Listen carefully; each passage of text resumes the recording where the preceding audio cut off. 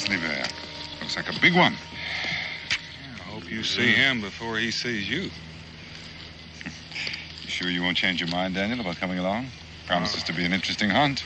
Oh, no, Mingo. It's been 3 days since I sat down with my family at the dinner table. If I don't get back pretty soon, they'll be feeding me out the back door like I was a stranger.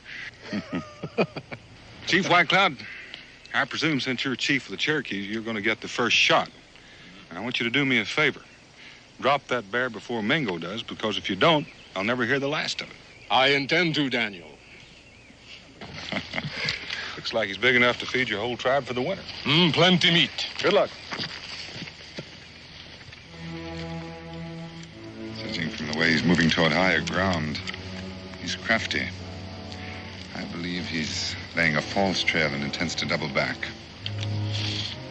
Mingo, I suggest we separate.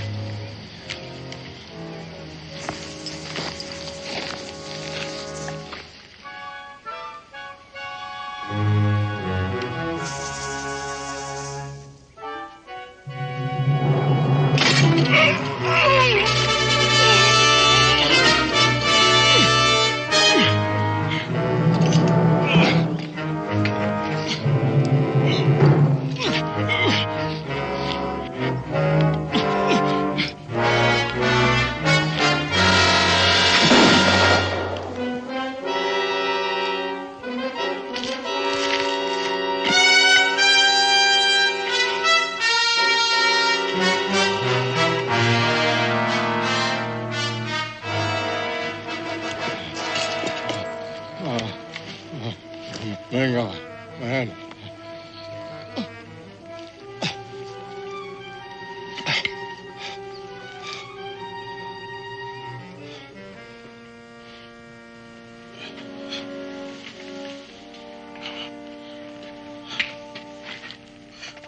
Who did this to you? A white man. One who looks from the red man with eyes of hate. But, my friend, he is but one white man. Do not let this death cause one world to turn against the other. Seek justice, not vengeance. You are now chief of the Cherokee. But your son... My son is on a long journey. You must speak for my people. Mingo.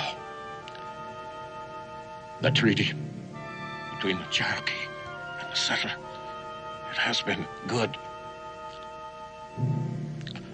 You, who have the blood of both worlds, can best keep the peace.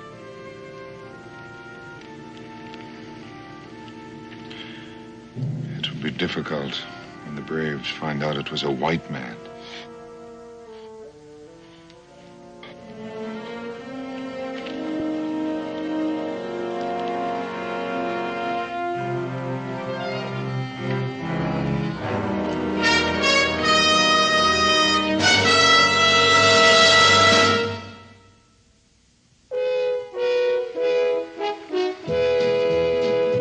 Daniel Boone, what a doer, what a dream comer, truer was he.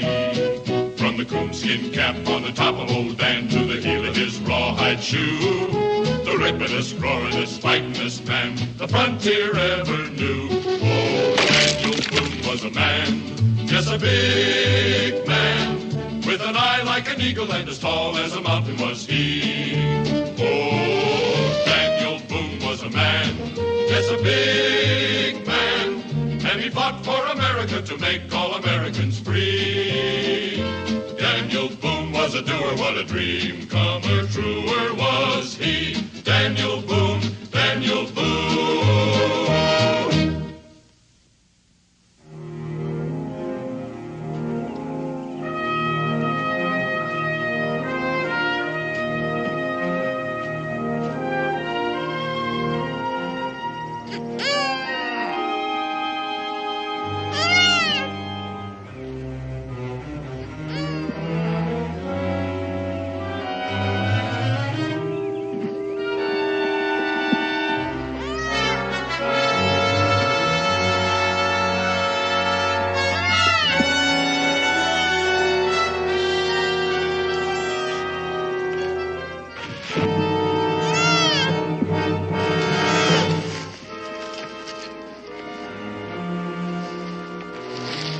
Have you on a jiffy. Stay put, mule. Stay put. Back, back.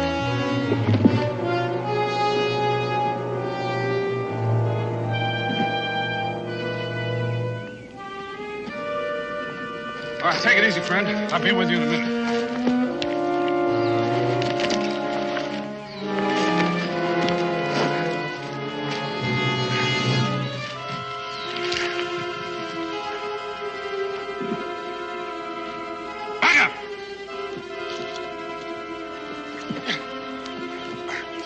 Get your hand on it. Here! Easy, friend. Easy. Go on!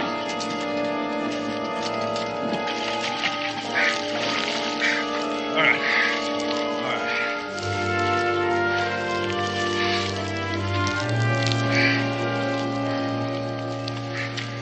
Much obliged. Hawkin, Sam Hawkin. Sam Hawkins. Daniel Boone. Boone. I heard tell of you. Maybe I shouldn't ask how you got in there. Maybe it's best you shouldn't. Near dark. Hate to see a man journeying wet to the bone, his belly empty. I'll make you a proposition, Boone. I got a grizzly half-skinned up there. You start a fire and I'll cook us up some meat. You got yourself a deal.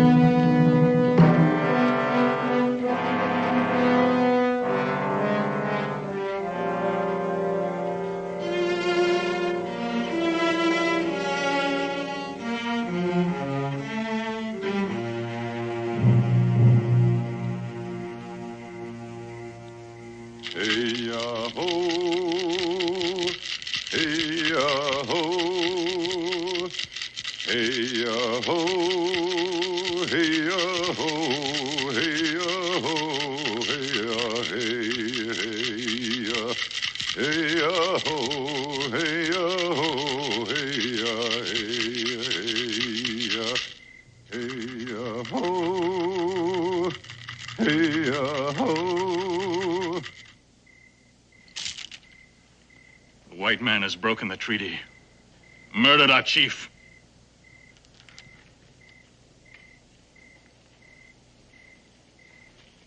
Spit in the face of the Cherokee. There will be no war paint. The treaty will be honored. It was the wish of White Cloud. Honor? Where is the white man's honor? He who killed our chief must face Cherokee justice. One man. Yes, I agree. The murderer will be brought to Cherokee justice. He will lose himself in the white man's world. Hide behind the walls of Boonesboro. But you, who walk among the whites as one of them, live and think as they do, you are not true Cherokee.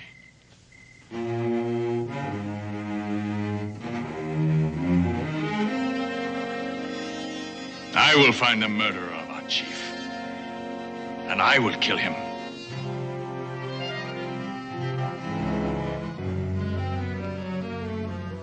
I will find him.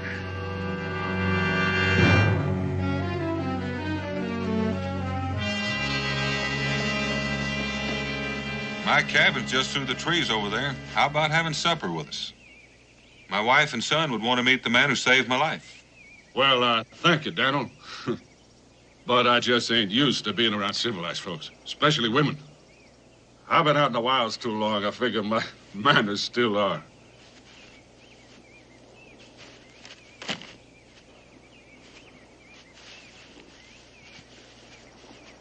Yeah, Daniel, it's yours.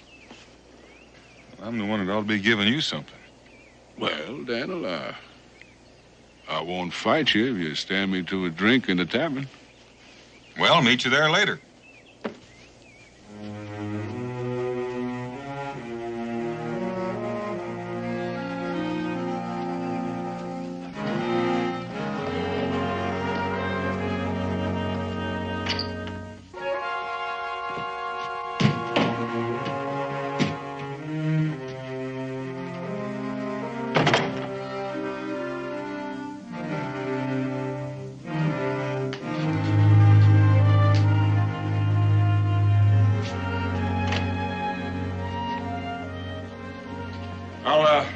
bargain with you on those skins after a drink. All right, sir. What'll it be? Friend, something with the kick of a mule, the bellow of a volcano, and the smell of buffalo hide. I think I got just the thing for you. Oh, well, set her down, set her down.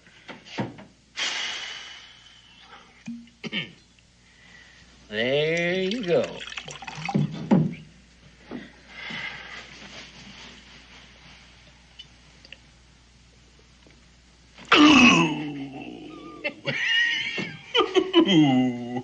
There ain't many men can handle more than one of them at a time. Well, you're looking at one. Name of Sam Hogan. Yeah, Cincinnati's here. Join me. Much obliged. Well, how's trapping these days? Don't get any on you.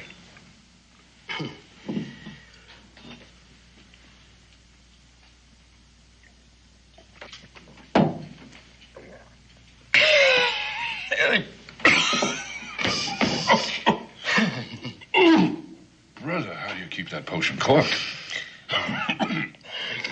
As long as these boys staying around here with their mouths wide open, might as well pour something down in it. Come on. Come on.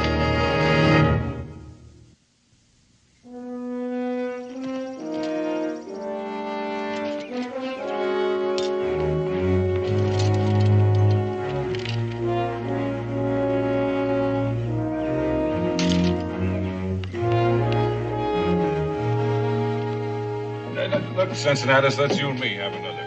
You really want another one, huh? Sure do.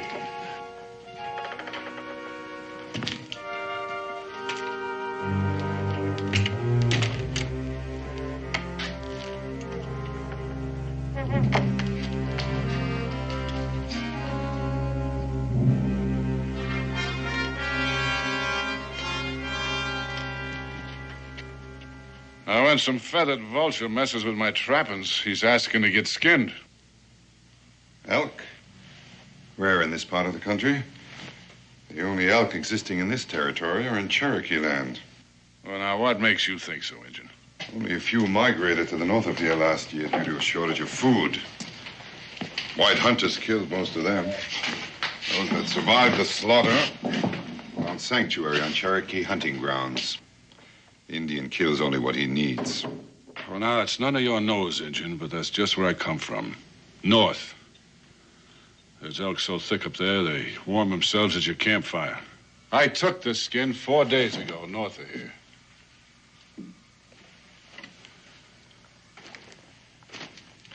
This skin was taken yesterday. Now, you're trying my patience, Injun. Here's something I found on Cherokee hunting ground. I found traps hanging on that mule outside that bear these marks. Is this yours? Well, is it? I don't see it's any of your business, Redskin. But what of it? Now, Mr. Hawkin, Mingo here's a friend in the tavern. He don't want to make no trouble. He'd like to prevent it, I'm certain. I reckon that Mr. Hawkin didn't know nothing about the treaty, Mingo. I don't imagine it would make a great deal of difference to him if he did.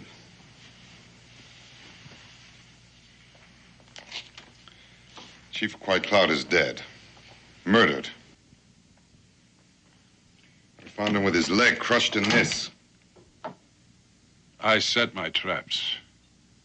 What kind of varmint walks in them, I got no say. I don't take to drinking around with no liar. So's one of us is going to have to say his goodbyes. Cincinnatus, pour me a drink. Never mind, Cincinnatus. You can have mine.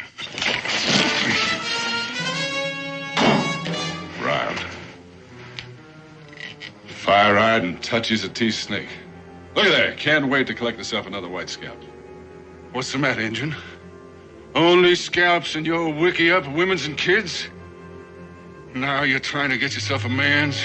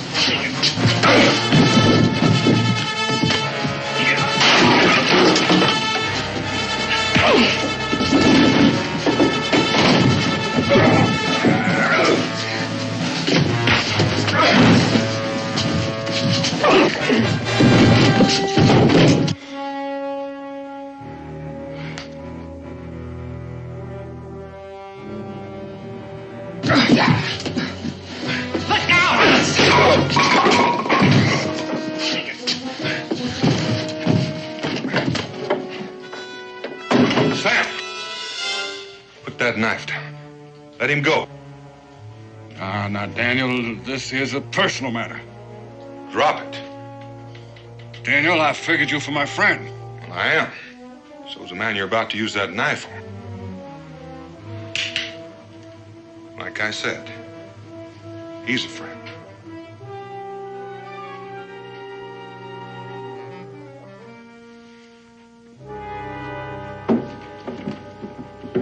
You just come down the rung of my ladder, Boone. I judge a man by his friends. Well, that's as good a way as any. Just remember, I count you among them. Now, I would appreciate some explaining. Chief White Cloud has been murdered by this friend of yours. He's a liar. I discovered him myself, with his leg caught in this, and a rifle ball in his chest. Why would Sam want to kill White Cloud? Ask him. But one thing I'm sure of, he knew he was on Cherokee land illegally. The trap, Sam? Is that yours? Well, that's one of them, Daniel. I set plenty of traps. I got no say about what or who walks in them. Being on Cherokee land don't make Sam a killer. You might think a little differently if he had a knife at your throat. First you call me a coward, then a liar, now a killer. You sure lean real heavy on being a friend of Daniel Boone's in it. Daniel, if I was to kill me an Injun, it'd be face to face. I don't need no bear trap hanging from one of his legs. Mingo, let you and me take a little walk.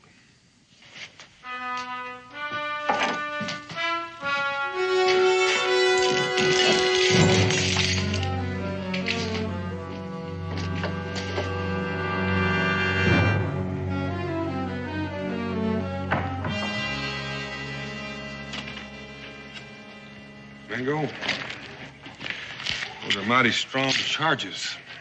There's not enough to back him up. Only the knowledge in here that he's the man. White Cloud's hunting bow is broken, deliberately. Now, you know what it means to an Indian to enter the next world without his weapon. An act of hatred so deep, it goes even beyond the grave. Being chief can bring enemies. This is no personal enemy. This is an enemy of all Indians. Something to which I may be more sensitive than you or any other white man. I read that hatred in his eyes. Perhaps one must have Indian blood in his veins to recognize it. That's hardly evidence that'd stand up in a court of law. There's never enough evidence in a white man's court to convict a white man of killing an Indian. Well, with the evidence we have, he'll get a fair trial under Cherokee law. Based only on the evidence. No, there's too much emotion here, Mingo. He could only get a fair trial someplace else. Daniel, there's a part of me that's been too long neglected. And that's the part that I must think with now. Think or feel? Hawkins could never stand a chance under Cherokee law. What chance did White Cloud stand? Daniel, this is a crime against the Cherokee. You have no right to offer him your protection. Maybe not. But I won't refuse it. He saved my life. I just can't think a man like Hawkins could commit murder in cold blood. Think or feel?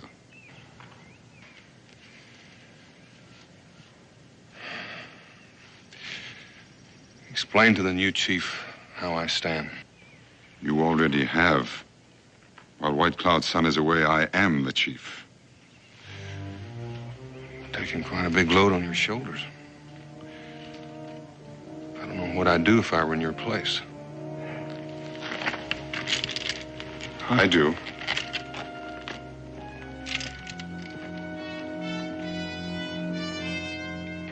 and I grabbed me a handful of them flailing redskins, and I shook him and I sought him out until I found me a chief.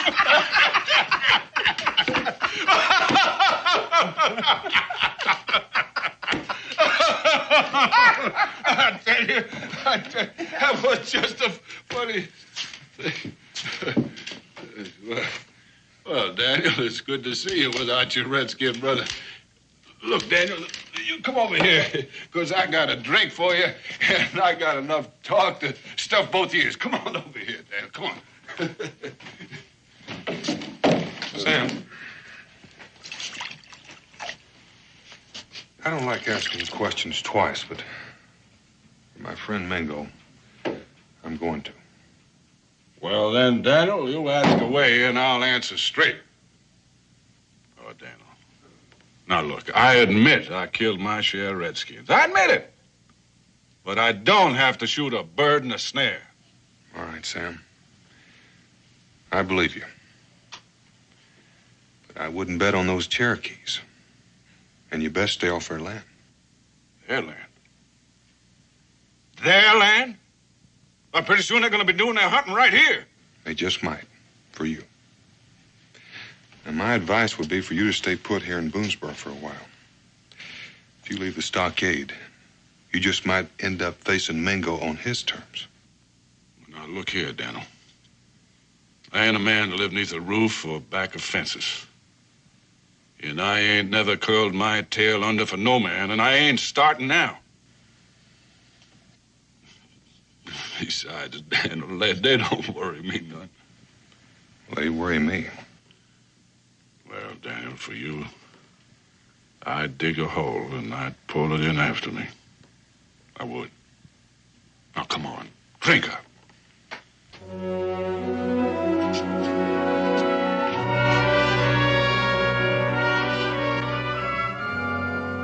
Good night. Good night. Now, you're going to put this right over here. Oh, don't. Wait. And you are going to get up them stairs right now. And you're going to bed. Now, go on. Go back. Well, you watch what you're doing. I'll do it. Well, then go on. I'll do it. I swear that man's going to get the best of me yet. Look at this. Look at that turn. Well, he's all yours. Much obliged. Becky's going to be expecting me. Well, I tell you what, I'll just walk you out to the gate.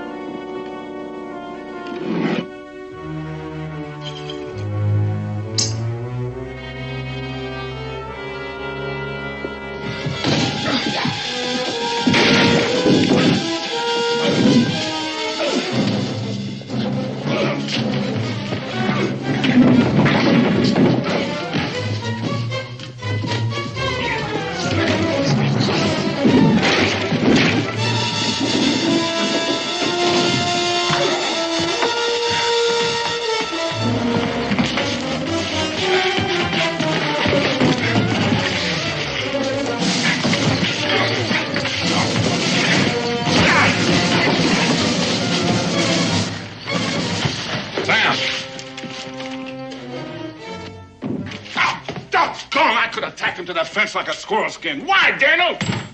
Doggone it! Now that Injun is going to curl himself into some rock. He's just going to wait for me to come along. You know that was trying to kill me? They could have done that from the window. And there's no question about it, Sam. The Cherokee are bound and determined to have you stand trial. I'm going to tell you again, you stay put till I tell you different. You try slipping off, and you're going to find me harder than those Cherokee braves.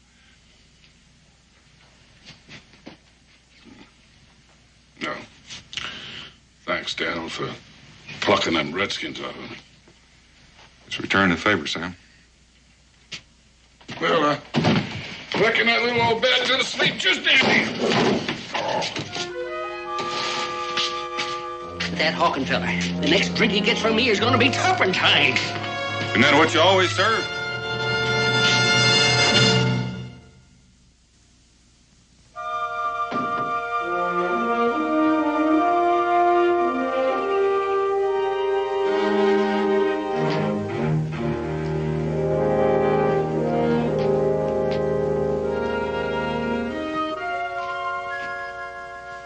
I couldn't help it over here.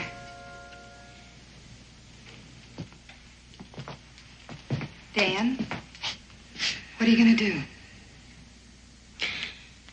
Don't have much choice, Becky. With the Cherokee Council demanding that Hawkins stand trial. But they're already sure he's guilty. That's right. You can't let that happen. No, Becky, I can't.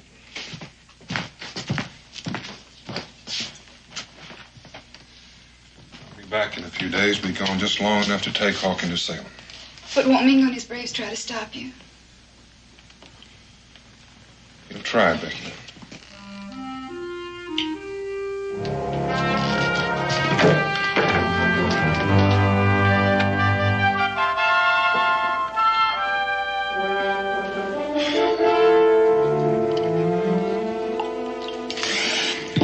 Sixteen ounce water tarnation.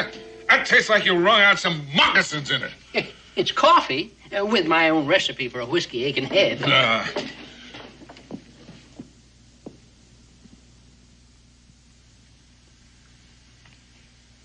the matter, Daniel? Something wrong? Sam, I got no choice left. Them Cherokee, they brought you? They paid me a visit. That friend of yours, I bet he put him up to it. Mingo's only abiding by the will of the council. They insist that you be judged by Cherokee Council. If not, we're likely to have a war on our hands. But Daniel, you can't turn him over to the Redskins. Every time an Indian's killed, they'll be yelling for a white man's blood. That's why I'm taking you to Salem for trial, Sam. Mingo can speak for his people there.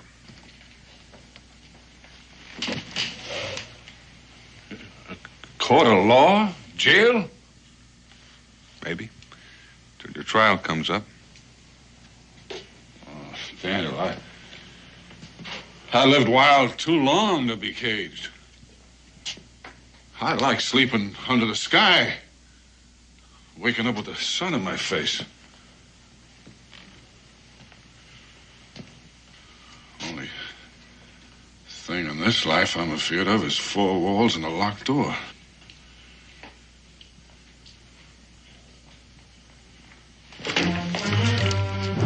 This way is easy on you, Daniel. I've taken the decision right out of your hands. There's too much at stake for you just to walk away, Sam. Well, like I said, I ain't the one to be caged. Daniel, I reckon I won't be needing this in Salem, Daniel.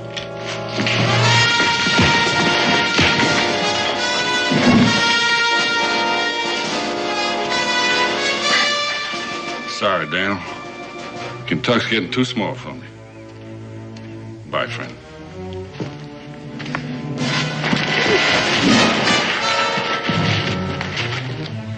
I reckon you're gonna need convincing. I reckon I will.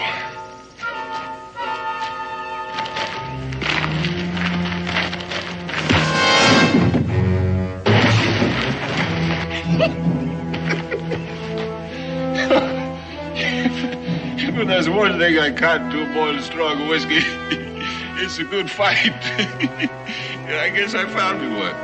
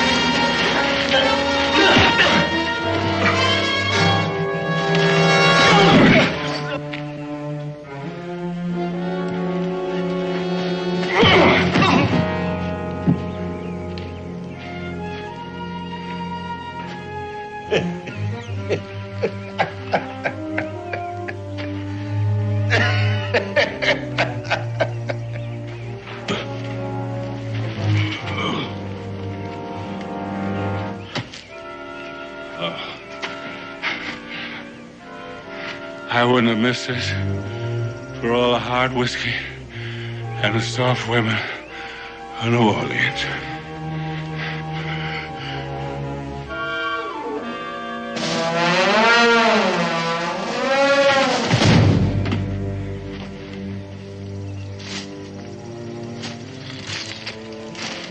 Hold up, Sam. You're gonna get your feet wet. Well, you're sure taking a roundabout way to lose that Mingo. It may not be the shortest, but it's the safest.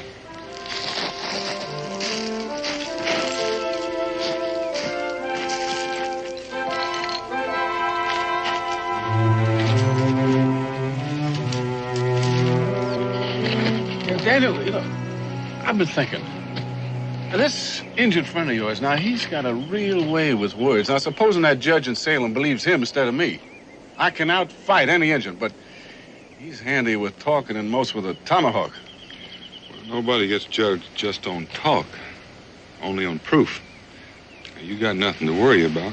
Judge may singe your ears a little bit for trapping on Indian hunting grounds. Well, that kind of eases my mind, Daniel. Better than gurgling at the end of a rope.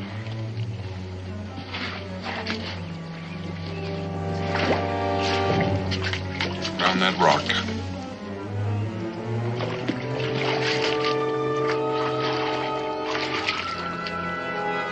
Climb out on that log. Doggone, Daniel, but we're going back the same way we come. Like you said, Sam, we're gonna go the roundabout way. Back into the water on that log.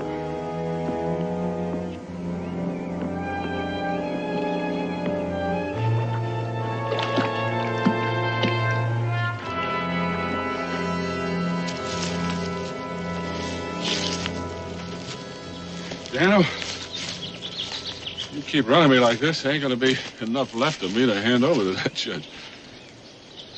Thank you.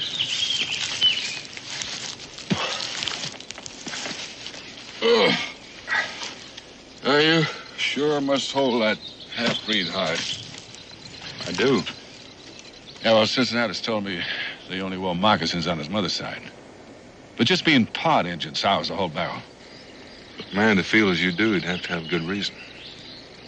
I wasn't born hating. One night, I seen this fire light in the sky. Homestead. Time I got there, it was near burned out.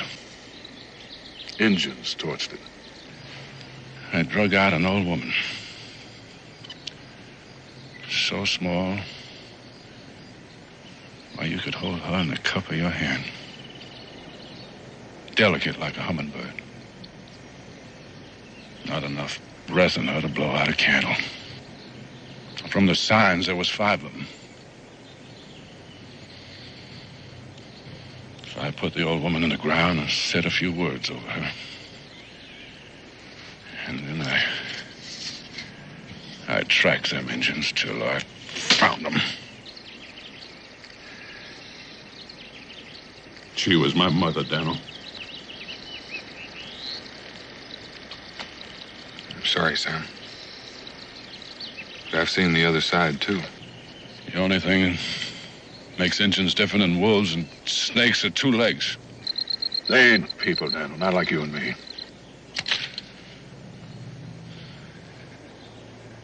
I'll stop hating.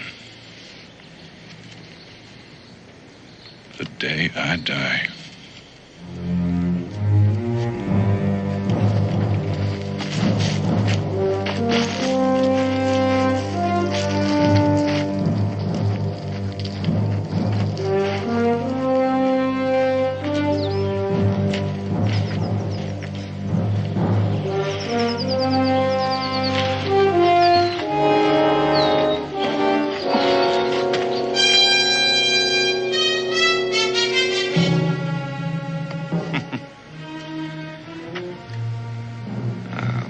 Upstream or down? You've bought yourself some time, Daniel, but it remains to be seen whether it's enough.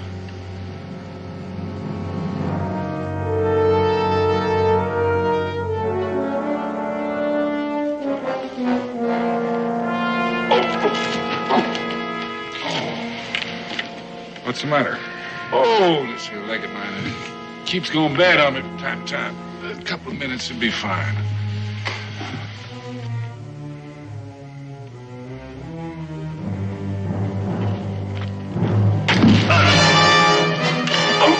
No, Daniel. That arrow could just as easily have gone into his heart. He's going back for a Cherokee trial.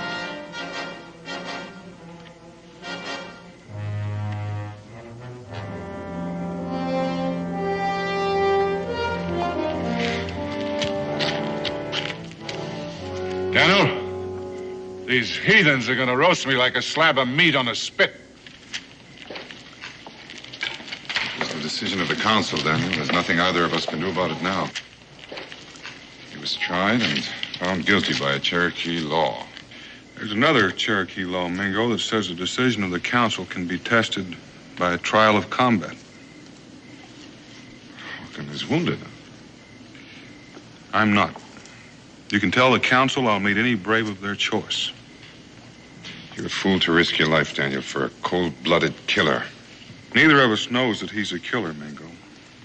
What is being risked are the lives of many people, your people as well as mine. This could break the treaty.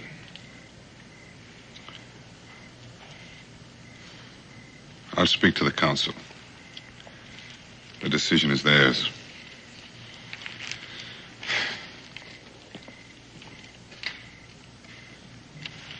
Daniel, I sure hate to agree with an Injun, but he's right. You're a fool.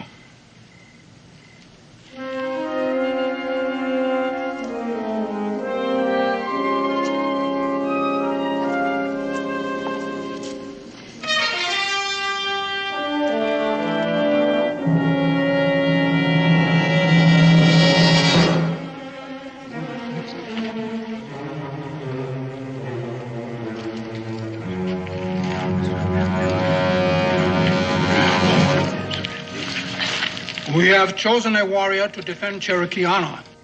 There's only one among the Cherokees who can defeat Daniel Boone. We have chosen Chief Mingo.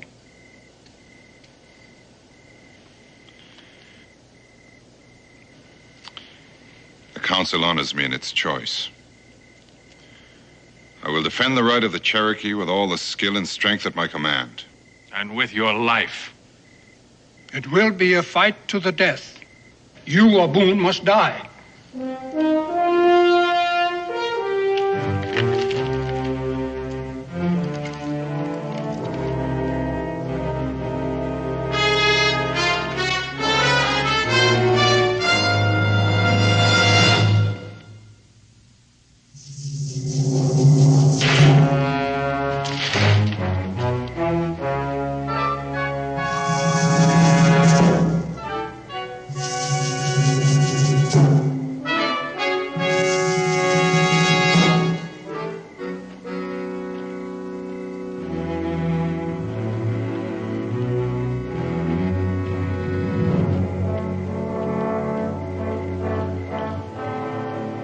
Hits the ground, we begin. By the time it burns out, one of us must be dead. Or we both die.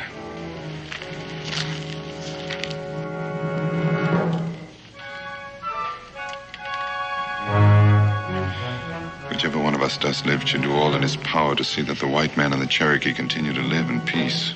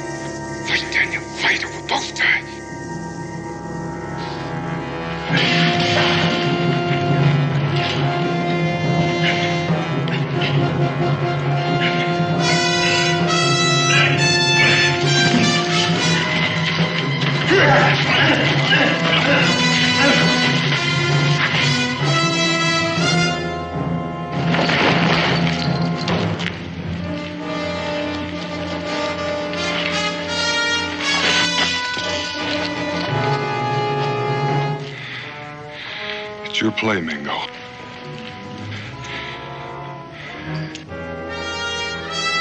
You'd best make it.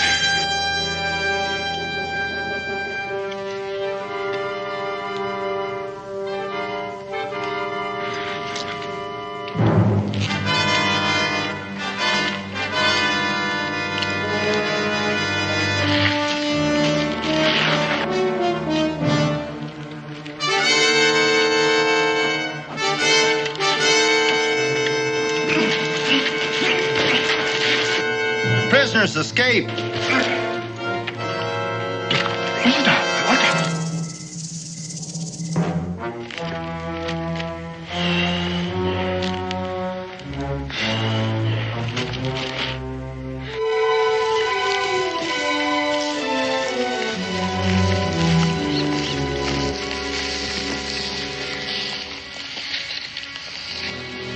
Heading for Shawnee country.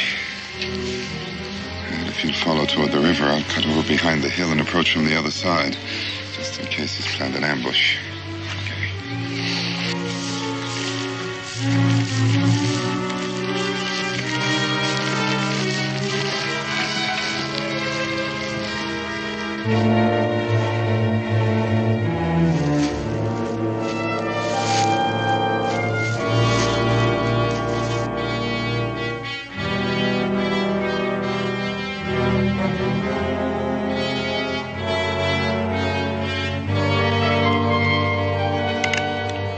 Don't turn around, Daniel. No. Ease your rifle to the ground.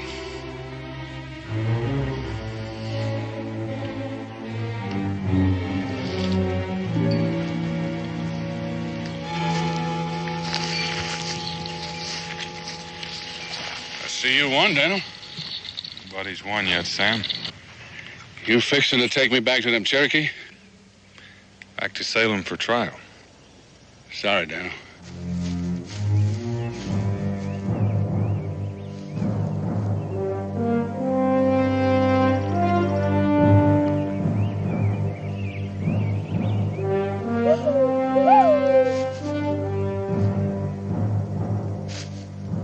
I was hoping you'd kill that silk-tongued half-breed. He's warning us.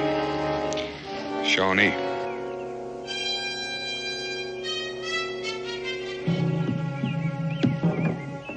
Best clear out of here before they spot us. Where to, General? Shawnee up ahead and Cherokee still making a dance around my ashes. I figure I'll take my chances with the Shawnee with a rifle in my hands. I'm beholden to you, Daniel, for saving my hide from that Cherokee fire.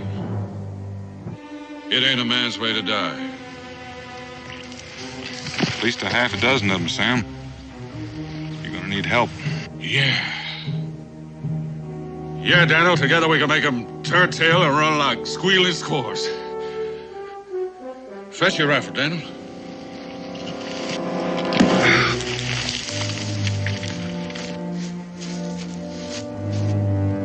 Hold it, Engine. He calls you his friend. If you are, I'd get him out of here.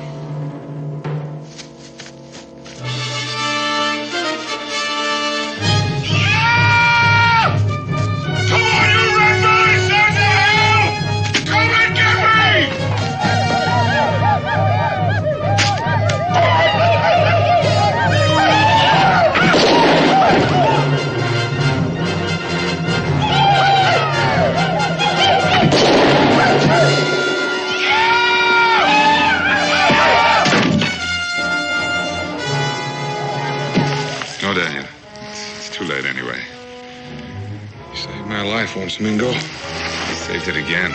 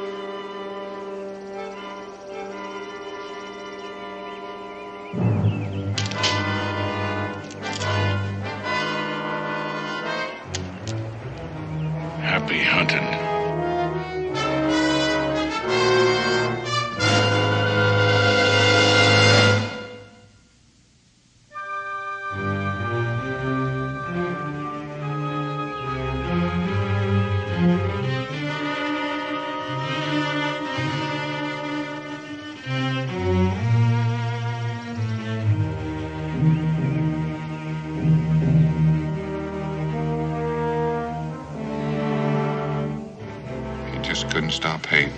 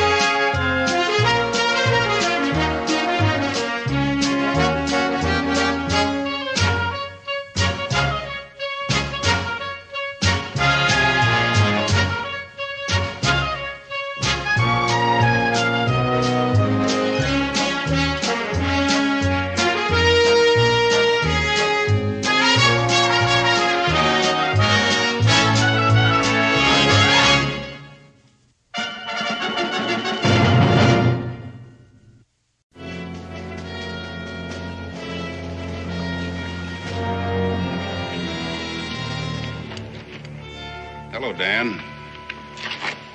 Morning, Jim. How's the wound? Oh, I'll live, which is more than I can say for a couple of hundred of our compatriots. You're completely outmanned. There's little help for that. And outgunned. They must have ported those cannons overland. Dan, I've got orders for you. You've got to get into St. Vincent somehow and get Cobb out. Cobb? Philip Cobb, a schoolteacher, a patriot, and I guess a genius. He worked out the secret code that the entire Continental Army uses, has been using for months. Now, if the British make him talk, they'll know every troop movement and battle order from Albany to New Orleans. Any chance of changing that code? Oh, sure, but there are dozens of messages still in circulation.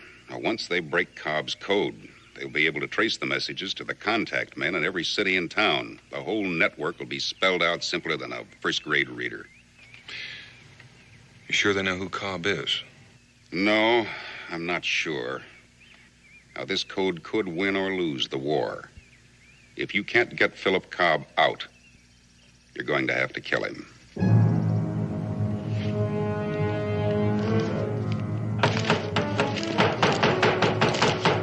Professor Cobb! Professor! Open up!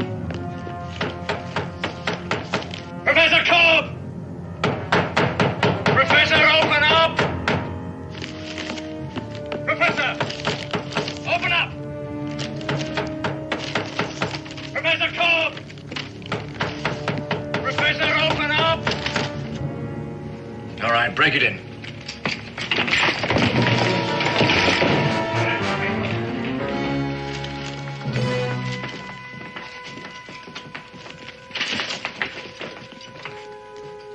Professor Cobb, you're under arrest. I know. And you also know that the city has been under British military authority since 8 o'clock this morning. It is under that authority that I order you to turn over all notes, papers, and memoranda in your possession. There are no such things in my possession any longer. There they are.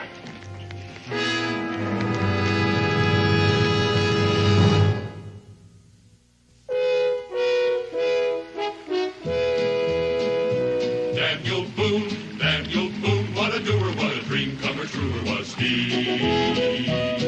From the coonskin cap on the top of old Dan to the heel of his rawhide shoe, the ripidest, roaringest, fightingest man the frontier ever knew. Oh, Daniel Boone was a man, yes, a big man, with an eye like an eagle and as tall as a mountain was he.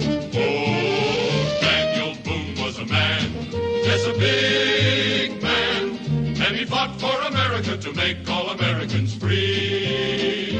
Daniel Boone was a doer, what a dream comer, truer was he. Daniel Boone, Daniel Boone.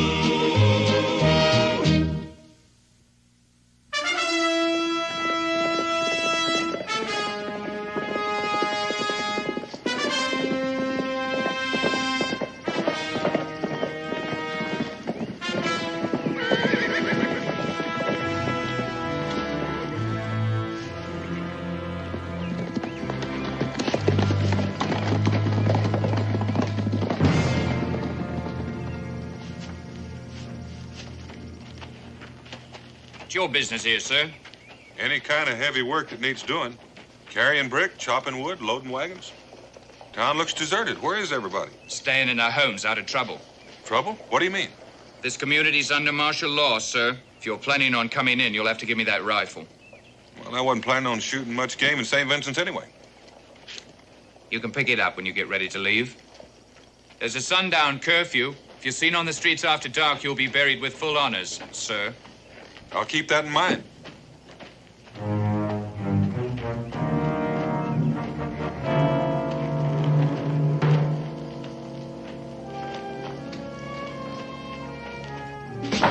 How's the bread business?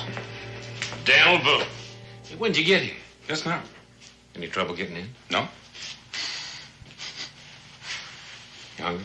You still making those hot cross buns with the honey on top? Sit down. Hot out of the oven, Daniel. How's the family? Wonderful. How's yours? Oh, everybody's fine around here except for what's going on out there. A barrier at the edge of town. How many men are usually on it? Just the ones you've seen there. Where's the main encampment? About 3 miles out. They haven't built a stockade yet. Hey, you're not planning on going out there, are you? It depends. What do you know about a man named Cobb? Oh, school teacher? You know, I thought there's something funny about all of that. You here to see him? Yeah. What's funny? The funny thing is that they bothered with him at all. They're not holding him at the encampment. I saw him this morning at the Clifford house when I delivered bread. Is that the end? They're holding him in a room on the second floor. There's a couple of soldiers and an officer. Was he all right when you saw him this morning? Looked kind of pale. Only saw him for a second. They're bringing him out of the schoolroom. Hey, Daniel, what's so all-fired military about a school teacher? Take my word for it. He's important.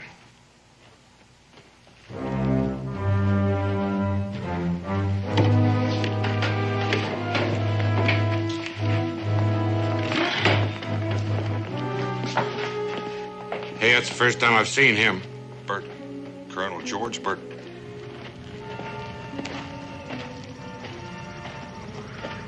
These Indians will require quarters indoors. Sir. Where is the prisoner? On the second floor, sir. Max Warner, come with me. If you gentlemen will follow me. You figure he's here for the school teacher? I do. But Daniel, if he knows you, isn't that going to make your job a little bit harder here? Well, we've never met, fortunately. The only time I've seen him is from a distance. He always travel with an Indian escort?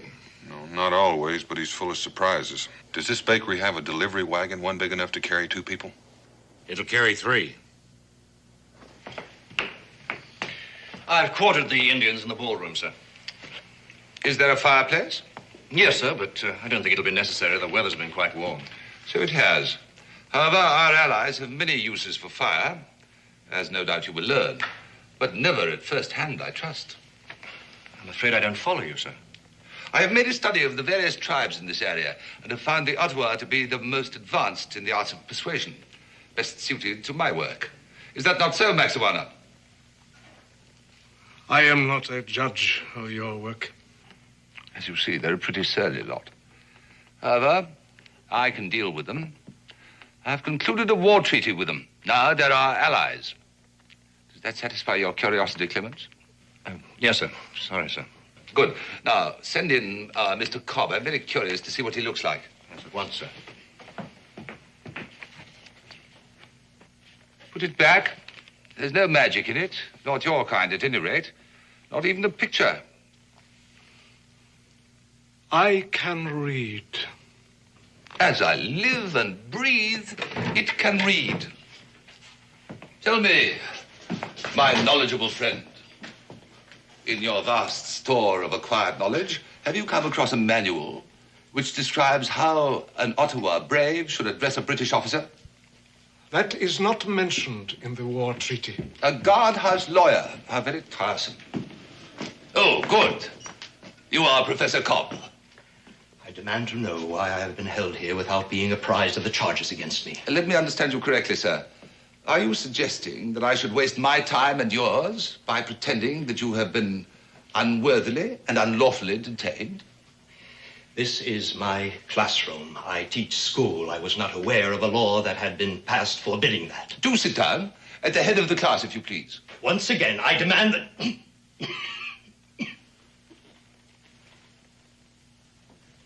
What's the use?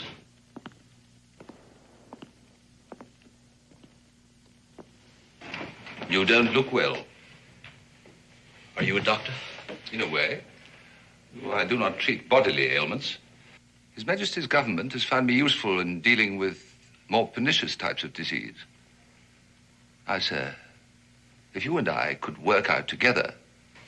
You talk too much, sir. Get to the point.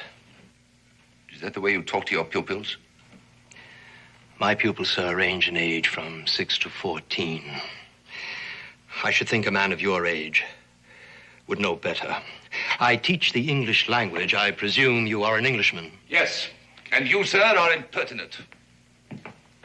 Which of us is the impertinent one is a matter of opinion, Colonel. In any case, I fail to see that I have a great deal to lose, whatever my attitude. Not a great deal, as you say.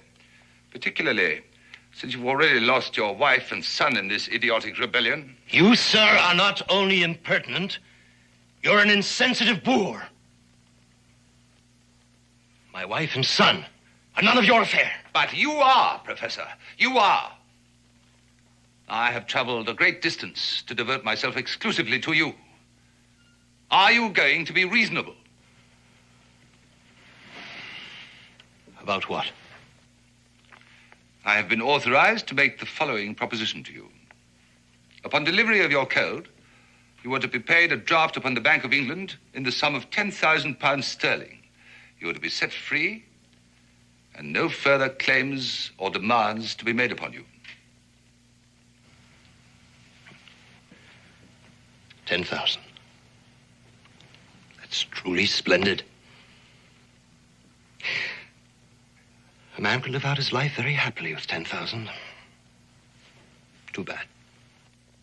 Mr. Cobb, I have here in my possession captured documents which prove beyond any shadow of a doubt that you are the author of this code. I see. Now, sir, your answer. No. Your final answer?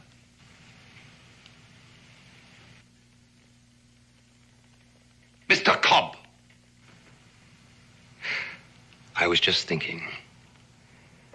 Mrs. Cobb would have been very proud to hear about the Bank of England.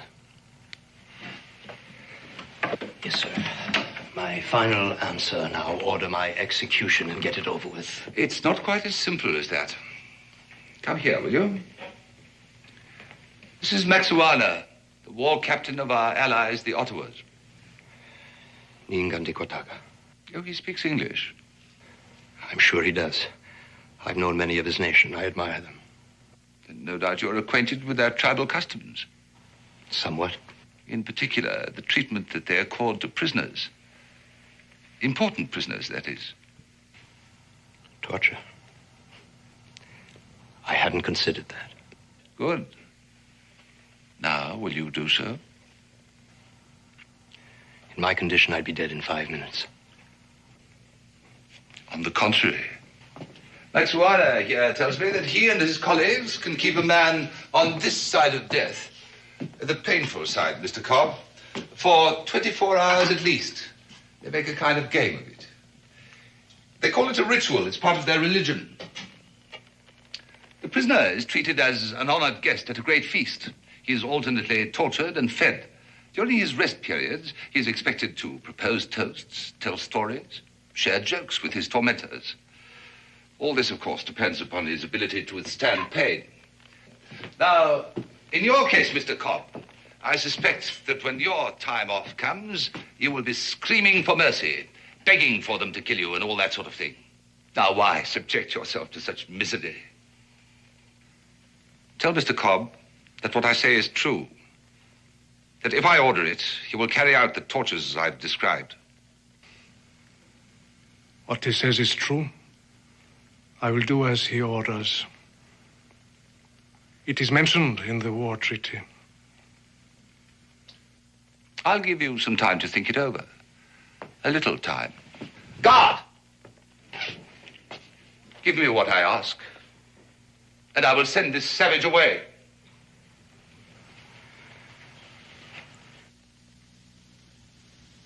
If there is a savage here, it is not the Ottawa.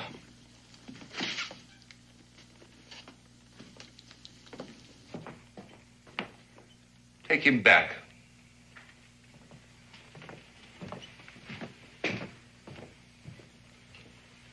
He's so frail.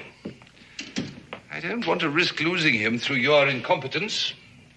That man is not fit to be put to a test of strength. It is unfair. But we are not incompetent. That is for me to judge. You will select 2 braves to go on a raiding party. For what purpose? You see these? A few members of your race have served the crown well enough to earn them. You will never be one of those few until you learn to do as you are told. I have no wish to be an officer. And I am not your body servant. You will tell them to proceed upstream about 10 miles to a village called Kimberley.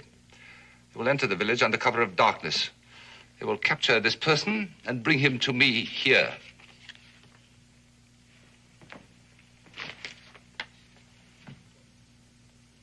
Any further questions? No.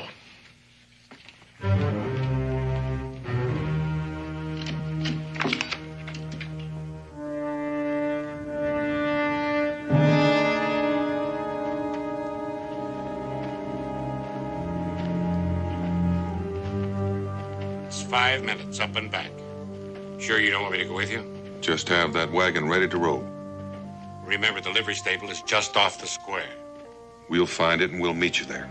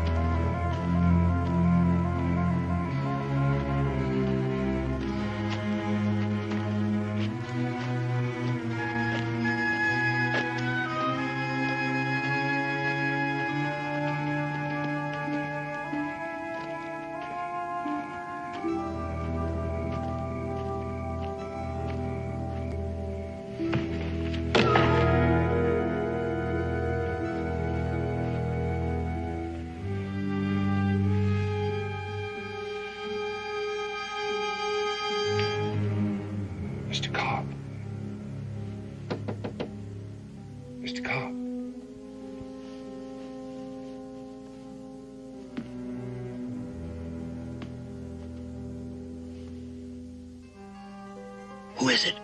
Just listen. Is your door locked? Yes, but there's a guard at the door. Have they started? No, they haven't touched me. But they should begin soon. We haven't much time.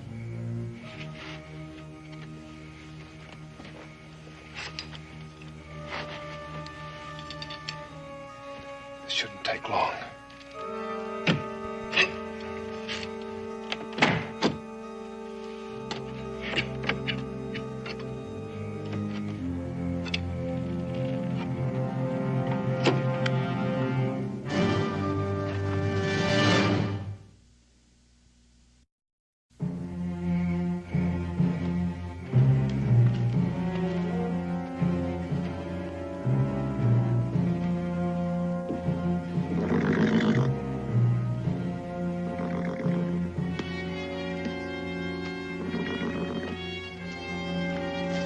Halt or I'll fire!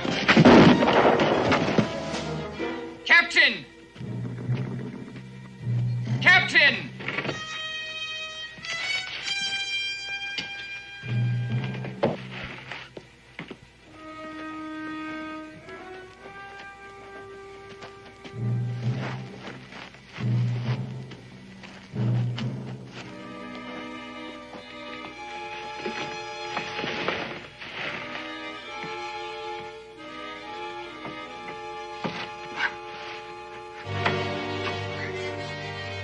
Colonel Burton, sir. We apprehended this man carrying a coded message. His name's Wingate, a local citizen. Where did you get the message? Talk! Maxuana. There's something I need to learn. Get your men ready. We cannot raise the dead. The message. I have it here.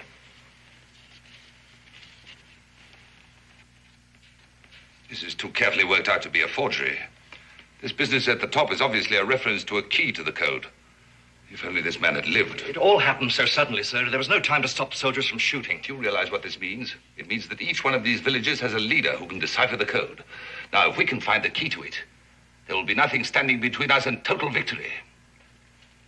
Those braves I sent to Kimberley should be back by now. Where are they? It will not be long. I can't wait. Come with me. You too.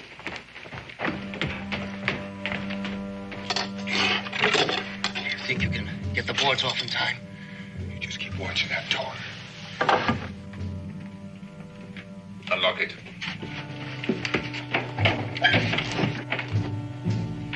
Mr. Cobb, I would like you to know. Get away from that window. I said get away from the window. What's going on here? If you're thinking of trying to escape, Mr. Cobb, we have soldiers posted below.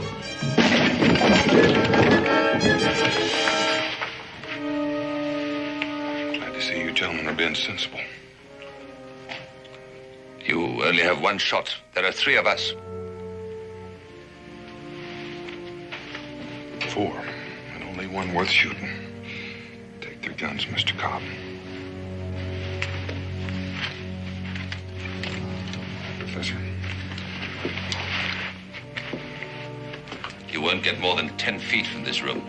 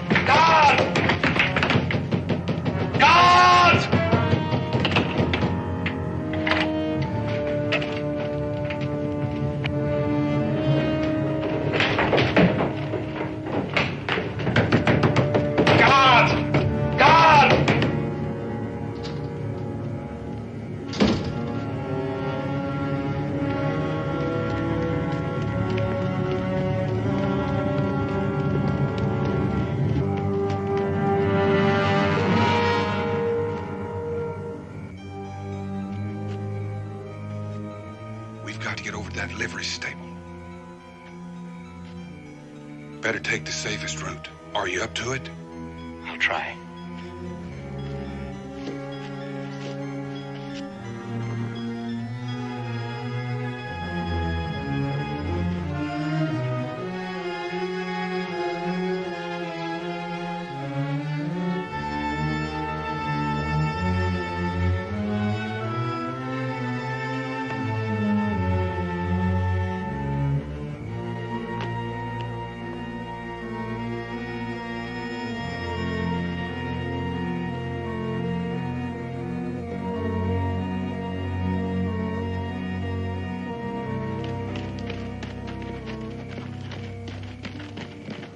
If they escape, there'll be more than one court-martial. Now spread out and search for them. And find them!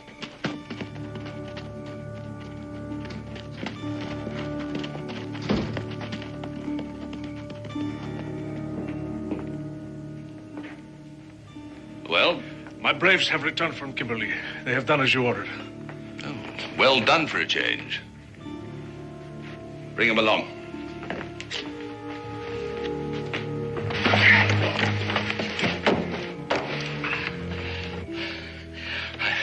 I've got to catch my breath.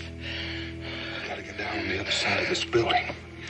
My friend will see us at the stable, bring the wagon out. We'll make a run for it, jump in, and leave this little town in a hurry. I'll do my best. Sure you will. Mr. Cobb! We were talking earlier about the matter of your sacrifices. There was one person that you neglected to mention. You still have one son remaining. Raymond Cobb, presently living with an aunt at Kimberley. Presently my prisoner, Mr. Cobb. Either you give me the code or your son will die, and in the manner which I have already described. I know you can hear me, Mr. Cobb. You remember our conversation about the Ottawa methods? He's lying. I've got to see. Even if it's true, Mr. Cobb, he's not the kind of man to keep his bargains. What are you talking about? You're far too valuable to the Continental Army. He'll never let you go, don't you know that? But he's got my son. We can't be sure. Father, don't come out! Do you hear me? Father, don't come out! Do it. Look, get away as best you can, please. I don't want to involve you in this. I can't do that. You're mad. I know how you feel, and I promise you I'll do everything I can to get your son free. My boy. You have a son? I have. Wife living? I have. I lost my wife when the river forts were shelled by the Continental Army, Mr. Boone. My oldest son, the first year of the war, fighting for that same army. 5 years. I gave 5 years when I could have been living comfortably in Maryland with a fine home for my wife, a university, a library, and my 2 sons growing up in an atmosphere where they would have known what the world is really like. I killed them all. No, you haven't. But unless you come with me, you'll kill your son, Mr. Cobb. And if I kill you, your son will be of no further use to Burton, and he will kill him. Believe me. Now, do we move, or do I squeeze this trigger?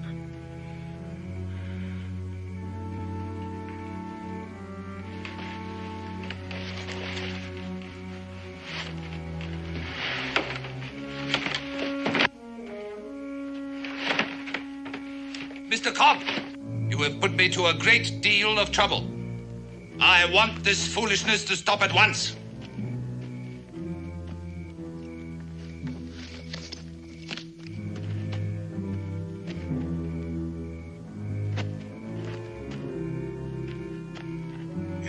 It's just a short run from here. Please, stay out of this. I don't want your death on my conscience. Here! Here I am! Don't shoot! Don't shoot! I'm all alone. The other man got away.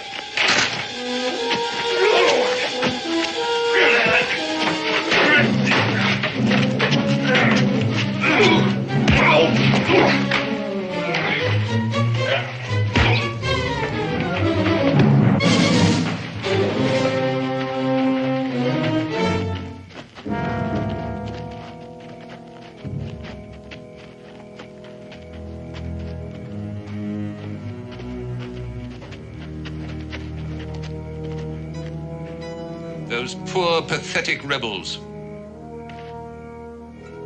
See that he regains consciousness fully before you kill him. Inside.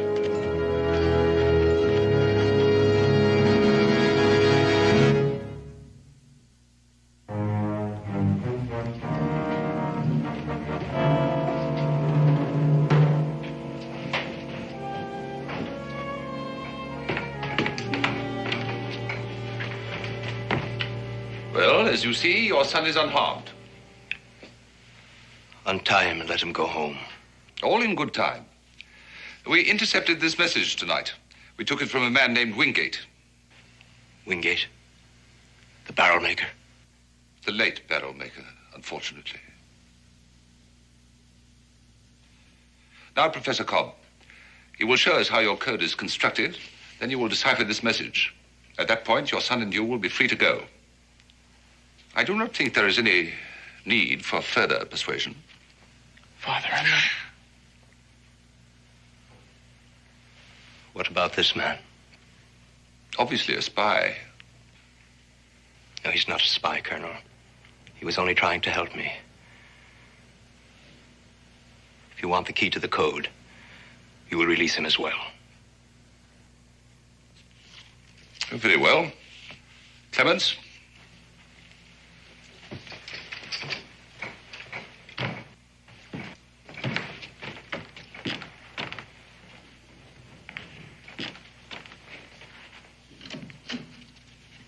Kill this man now.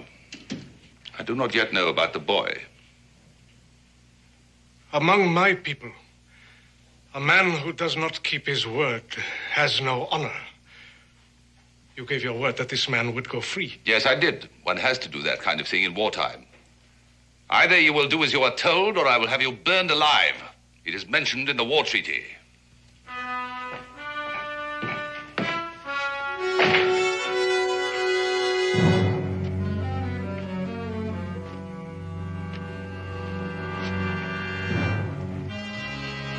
I have been ordered to do this. You fear your white colonel more than you honor your ancestors. Why do you say this? The Ottawa pride themselves on their skill at the slow death. That is true. Aren't you a true Ottawa? Don't you practice the ritual of your tribe? Unless this man is not a full-fledged brave, I insist on my right to die with honor. How have you earned this right? We fought and I won. You ask for pain? You prefer it? I insist on it.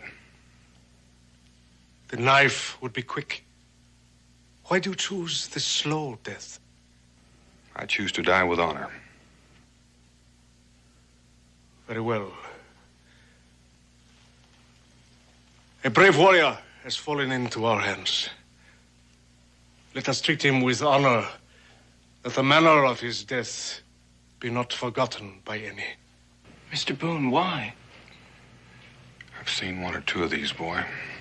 Maybe you better look the other way.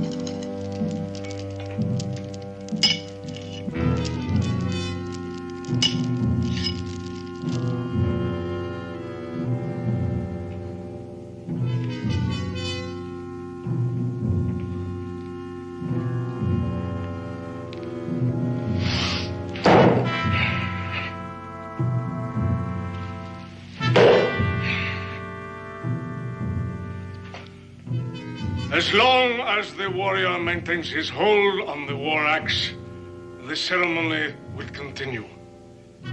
The moment he lets go, he dies.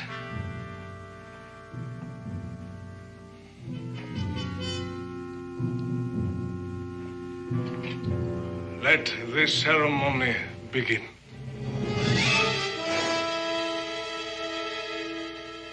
The warrior will partake of the ceremonial wine. I am honored.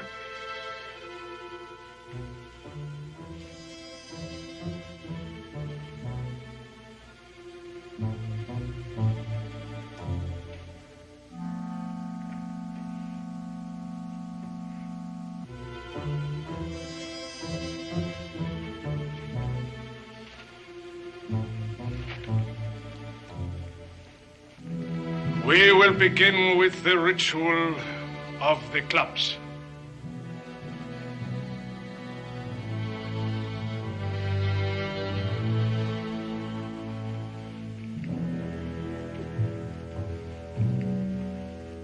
Your pardon is asked.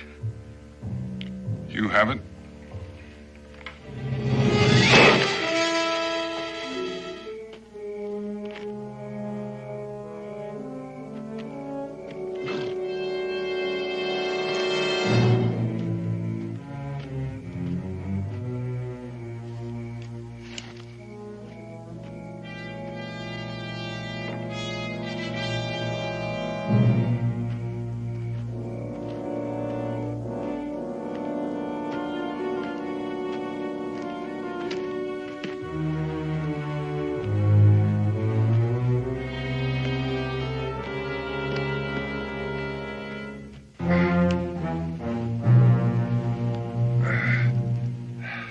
The honored guest may eat and drink and have speech with us.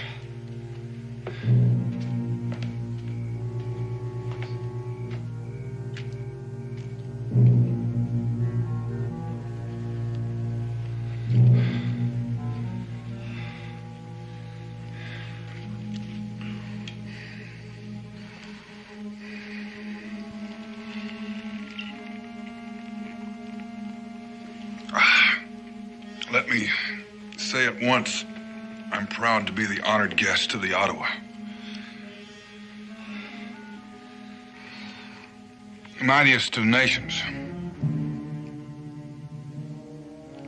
Bravest in battle.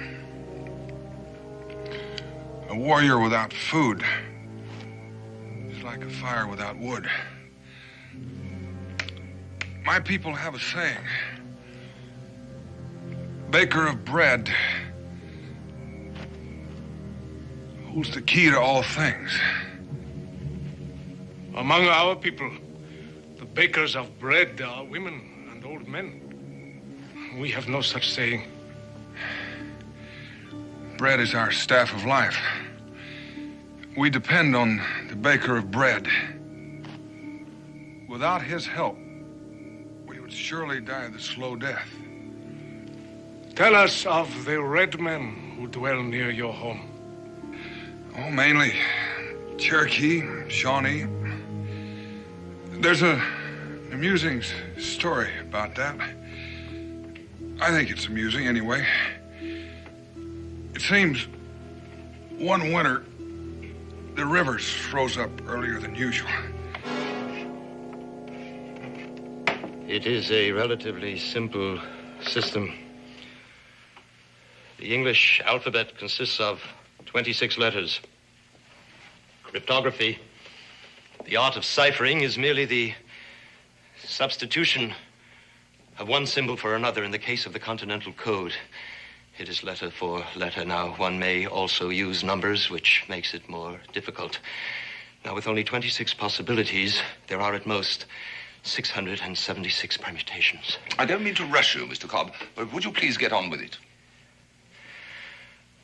The key to this code is always a phrase in English consisting of letters and punctuation marks totaling 26. The message is coded to one of 10 keys. The directions for decoding are to be found at the top of the message. Once you know the phrases, you have the key. Child's play. Fascinating. Then you will have no difficulty in deciphering this. Not a great deal. Then proceed. Proceed. And the way they finally settled it was a brave that could toss the bullet farthest won the firewood. It was the coldest winter I can remember. The honored guest has eaten and drunk for the first time. He must now submit himself once again to the punishment.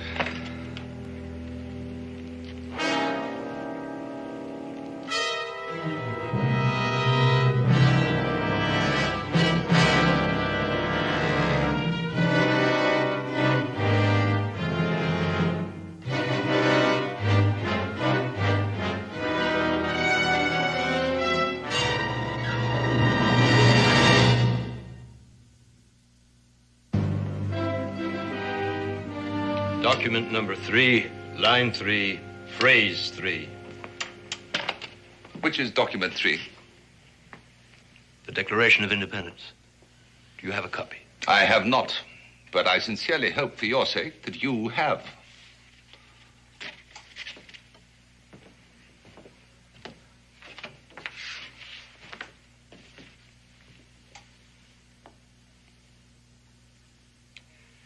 That all men are created equal.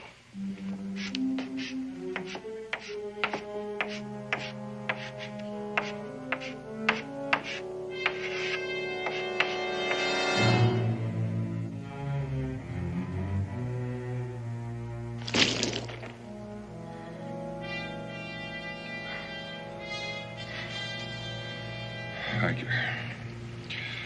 Thank all of you. I believe we were talking about cold weather. I think I'd like to get back to that. T-H-A-L. Just a moment. Where is the second T in the word that?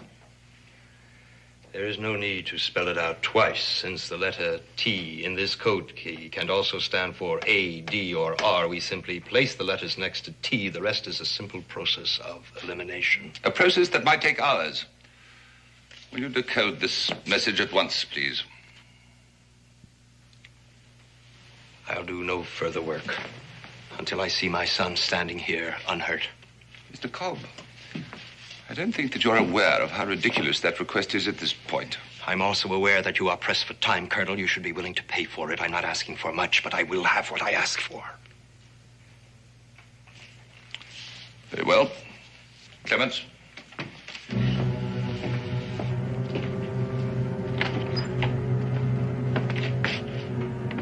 Come with me.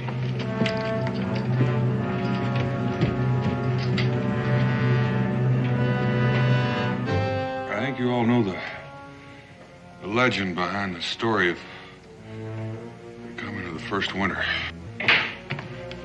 Take young Cobb up to his father's classroom. What in heaven's name is going on here? I ordered you to kill this man. He has chosen to die with honor. He has chosen? Oh, but of course, I'd forgotten. I had completely forgotten the reason why I employed you in the first place. And what is this? Practice? You have intruded upon a sacred ritual. I order you to leave. You order me? Oh, no, my savage friend. That is definitely not included in the war treaty. I've been altogether too lenient and free and easy with you. Consider yourself under house arrest. We will not obey. You all follow this man. It is best you know the consequences. Treaty or no treaty, I will not be disobeyed. Follow Maxuana, and he will lead you to your deaths. Now, I order you to kill this man now, and place this one under restraint. Now. Maxuana, you might as well do as he says. Death with honor has no meaning unless it comes from a worthy victor. And all this time, I thought you were your own man. Be quiet. You have bought enough time as it is. I am my own man. You are an animal, and you shall die like an animal. That's better. Now, once again, I order you to...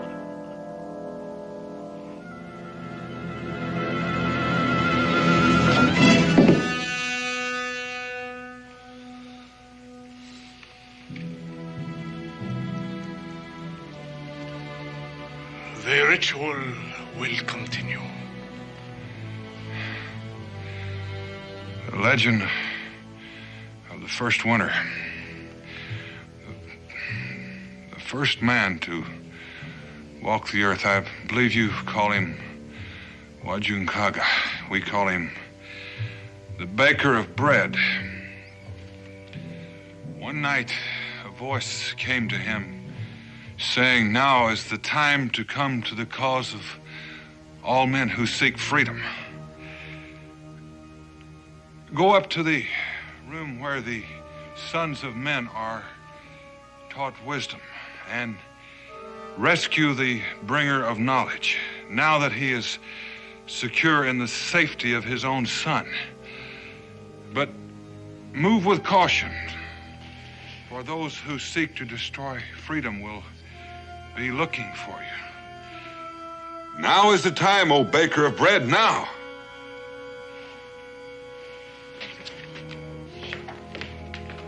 I do not understand. Well, give me just a moment to clear my mind.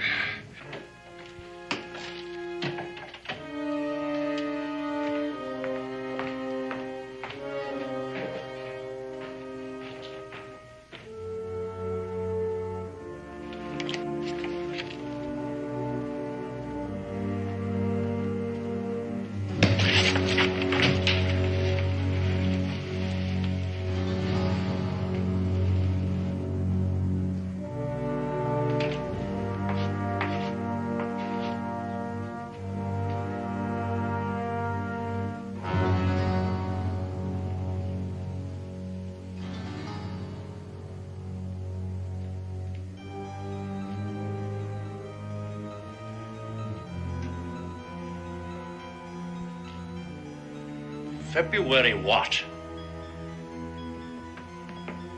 The date, man. Hundreds and hundreds of Continental soldiers will die because of me. Nonsense. It just means the whole thing will be over sooner. Sooner for some. Don't be a fool! Hold it! Where's it?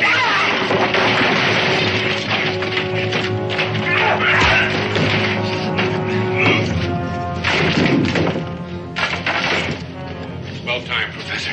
Burton, he knows the key to the code. Burton's dead. Let's get out of here.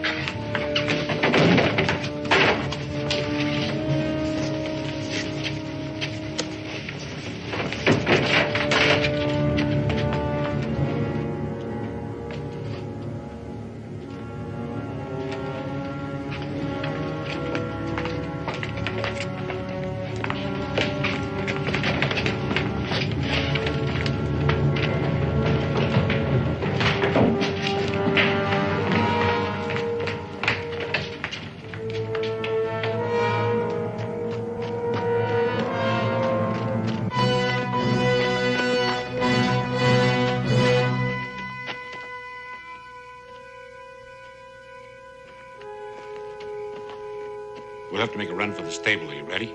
Come on. Hold! Hold, don't shoot!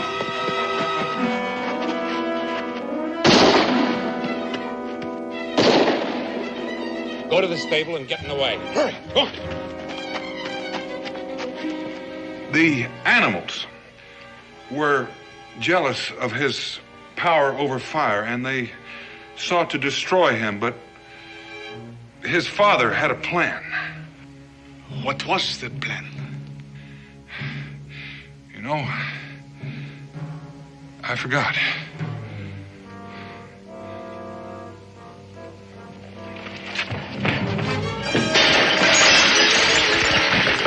No. Let the brave warrior escape. He has earned it. And let us leave the dishonorable men to their own dishonor.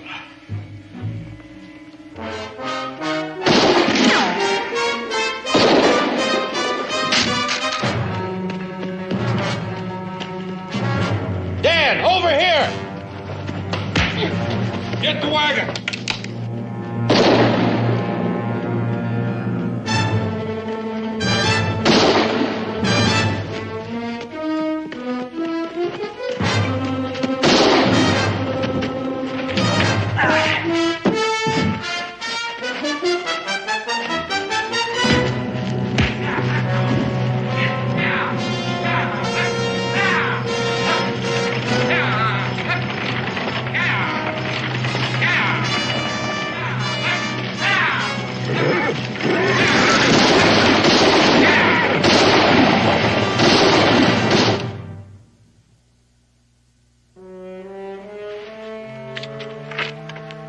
We just got word. Clark has retaken St. Vincent. Well, since Wingate the barrel maker was dead, I guess the attack was carried off without benefit of my code. Not at all. Another message was sent. Wingate had a replacement. You didn't. Excuse me. Dan, we've got to have a talk.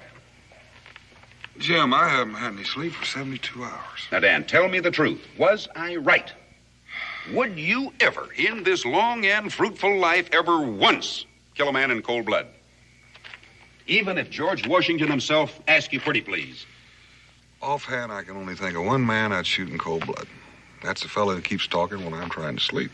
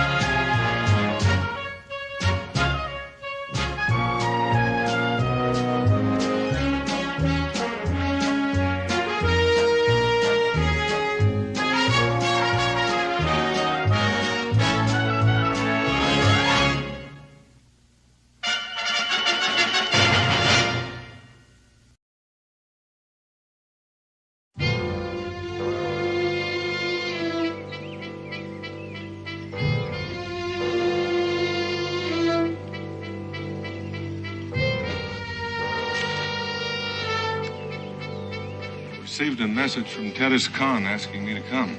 It is nothing, dear cousin. I will attend to it. I will attend to it. Rest yourself. Boone! Boone. Welcome, Boone. Welcome.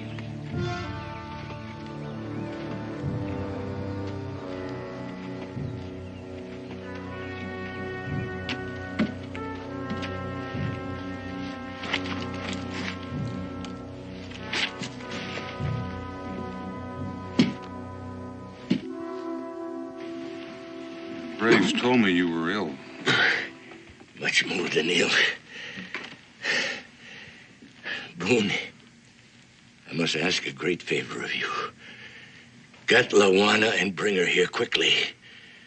It's that bad. Soon, my people will bury me. And unless Lawana is here, they will start to bury each other. For 15 years, she hasn't seen the land or faces of her people. Must we now beg her to return? I say she is no longer a Delaware. She's a white. And I want no white for my queen. I challenge the words of my cousin. Luana is my daughter, blood of my blood. Does council deny her the right to be queen? We do not deny her the right. We question her fitness. And what will answer your question? To see her for ourselves. You shall see her. Daniel Boone will bring her here. You can judge her for her fitness. Is it agreed?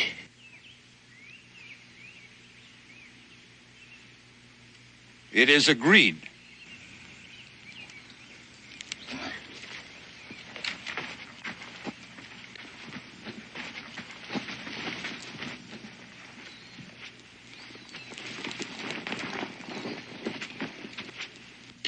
Do you remember why I asked you to take Lawana away many years ago?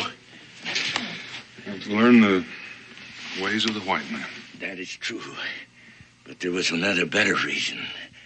More important, I feared for her life. Tatama? Tatama. Many times since the death of the mother of Lawana, my council had begged me to take another woman to provide a male heir. This woman could have protected my child from Tatama's ambitions for her son. But I could not take another woman. Do you understand that, Boone? I can understand that. Tatama could not. These are the wedding garments of the mother of Lawana. She must wear them when she comes back. She may not want to wear them. She may not want to come back. What then? Then Katoga will be chief. A fine young man, brave, intelligent, but his ears are full of the words of his mother, who lusts for power, and to prove that power, she will make war, and many of my people will die. Boone, it is the deepest wish of this old man to see his only child once more before he dies. Teddy's gone.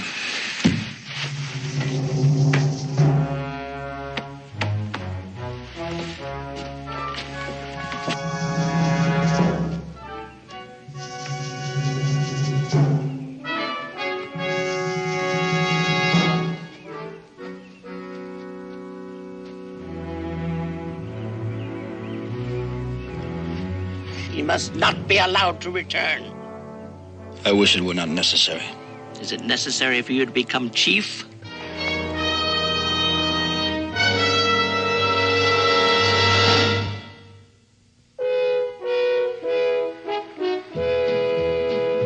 Daniel Boone, what a doer, what a dream comer, truer was he. From the coonskin cap on the top of old Dan to the heel of his rawhide shoe, the ripidest, roaringest, fightingest man the frontier ever knew. Oh, Daniel Boone was a man, yes, a big man, with an eye like an eagle and as tall as a mountain was he. Oh, Daniel Boone was a man, a big man, and he fought for America to make all Americans free. Daniel Boone was a doer, what a dream comer, truer was he. Daniel Boone, Daniel Boone.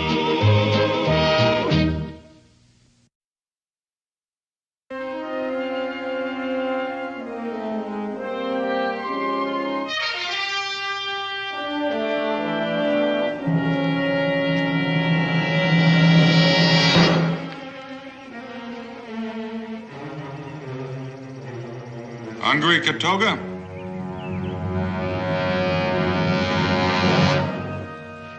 Help yourself.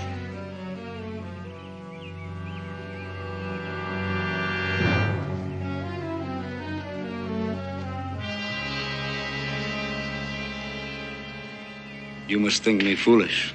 Well, it did seem a mite foolish. You leaning up against that tree all night when there was a good fire a few feet away.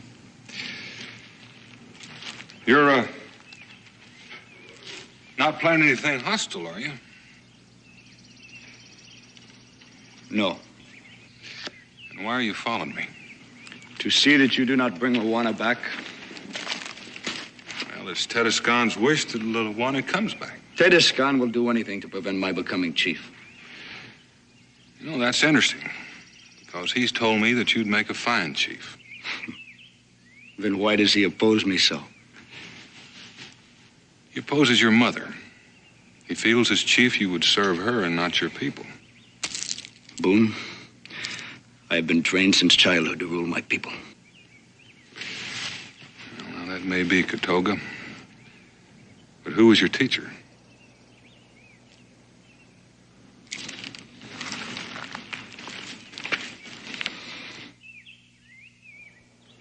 Luana will not want to come back.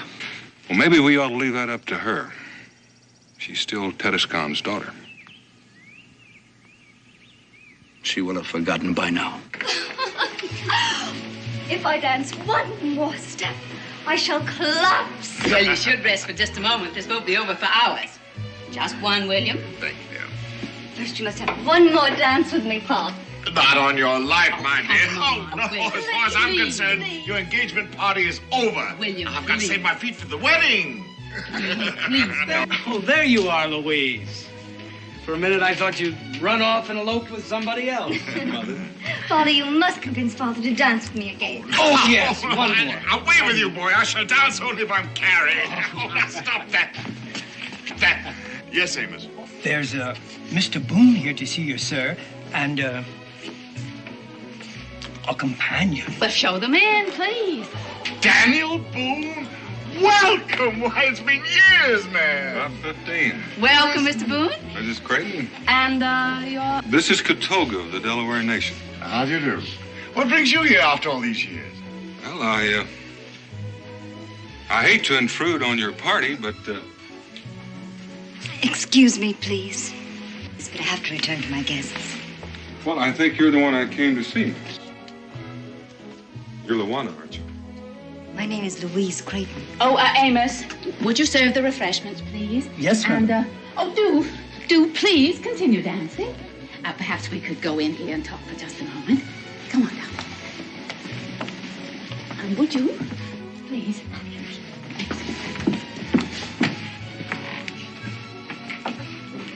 Now, darling, don't be foolish. You know that it was Mr. Boone who brought you to us. And you were called Luana when you were a small child. Of course, Mother. I'm sorry.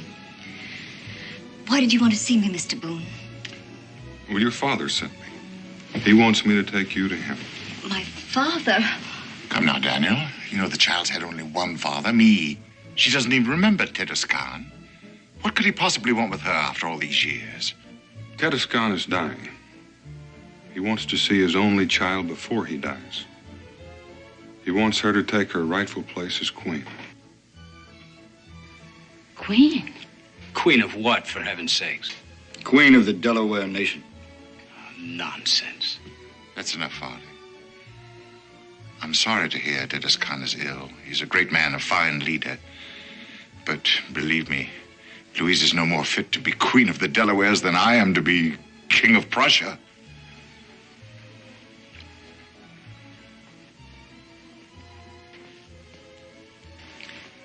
Tell the worthy Tatiscan that Miss Louise Creighton regrets her inability to attend him due to her imminent marriage. You see, Mr. Boone, this is an engagement party. Louise and Farley are to be married in the spring.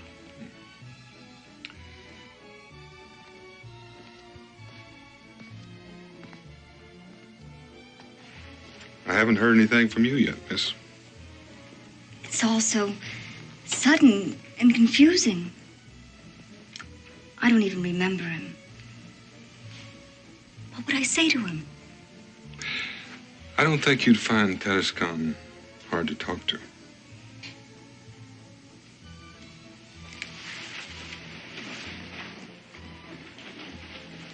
Mother, I know. It's a hard decision. But you're going to have to make it for yourself.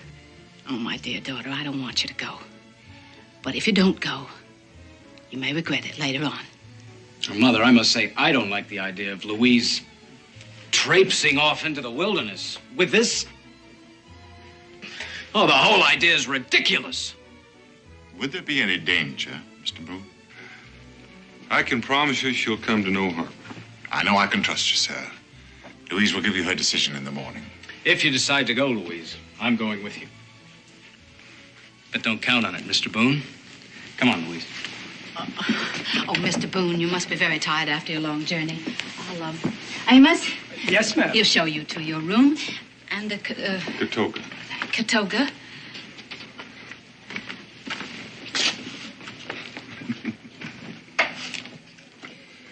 Good night. Good night. Elizabeth, I could use that drink.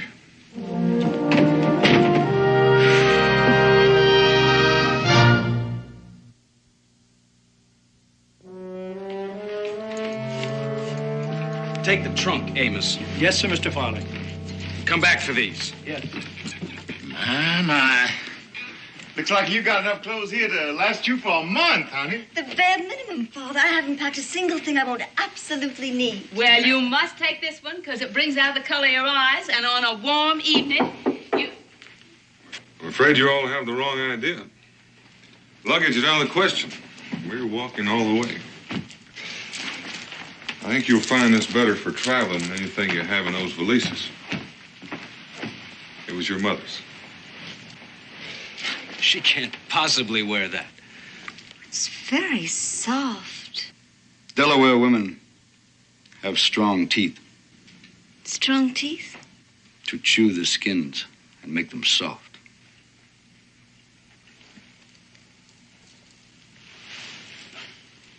We'll wear what we're wearing. Thank you. Unless... You sure you want to go, Louise?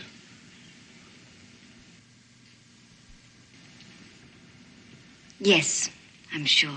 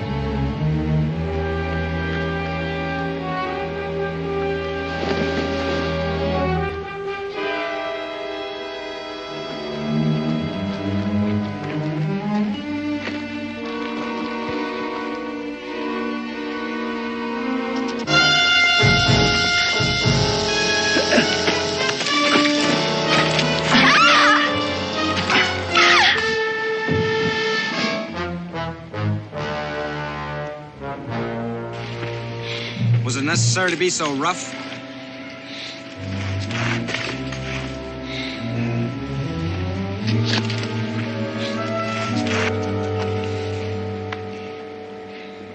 Thank you. 1-1 gum. What's that gibberish? Well, that's Delaware for you're welcome. You may have noticed, Creighton, that it makes more sense sometimes to have a woman walk behind you. Like a squaw? Like a squaw.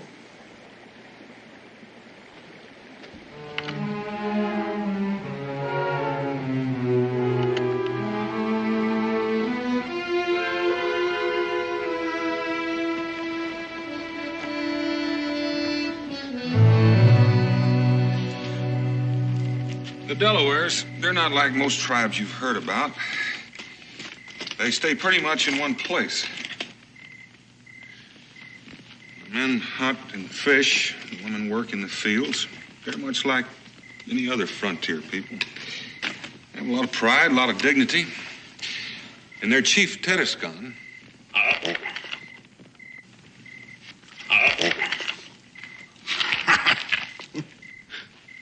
Pride and dignity, indeed. You were saying, Mr. Boone? You were telling us about the charms of the Delaware people. well, now, Katoga's not really like that. He's just putting on a show for you. Why, pray? He's trying to scare you off. Scare me off? Why? Because he wants to be chief himself. But I'm not going. I'm just going to visit. Now, he really can't be sure of that. He thinks you might talk to Tedescon. Change your mind. Eat some. Very good. That's enough.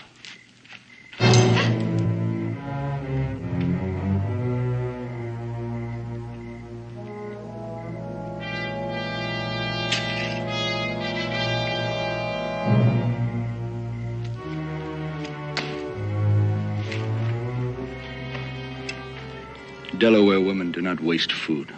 Nor should they, I'm sure. For they can't afford to. But Miss Creighton does waste food.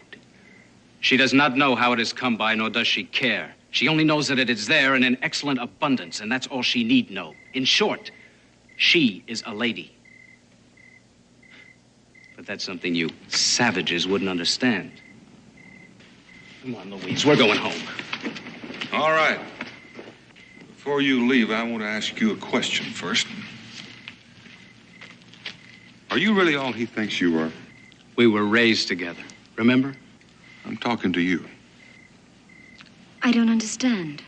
I think you do understand, but I can be more specific. Are you helpless, ignorant, in short, a lady? Is that all you are? Whatever do you mean, all? I think she knows what I mean, don't you? I do know where food comes from, Farley. Hard to believe, isn't it, Farley? I don't know what you're trying to do, Boone, but my fiancée has had just about enough of it. Your fiancée also happens to be Tedescon's daughter. Aren't you interested just a little bit in knowing what that means? It means she's the daughter of a dirty, ignorant savage, which is something I shall always endeavor to overlook. Don't trouble yourself. Louise, I didn't mean it that way. Louise.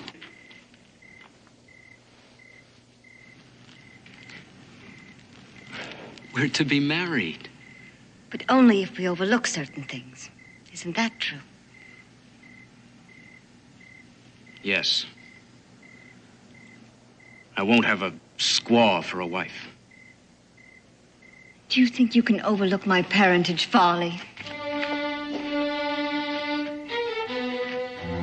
Don't you see a certain family resemblance? Louise, wait! You stay here.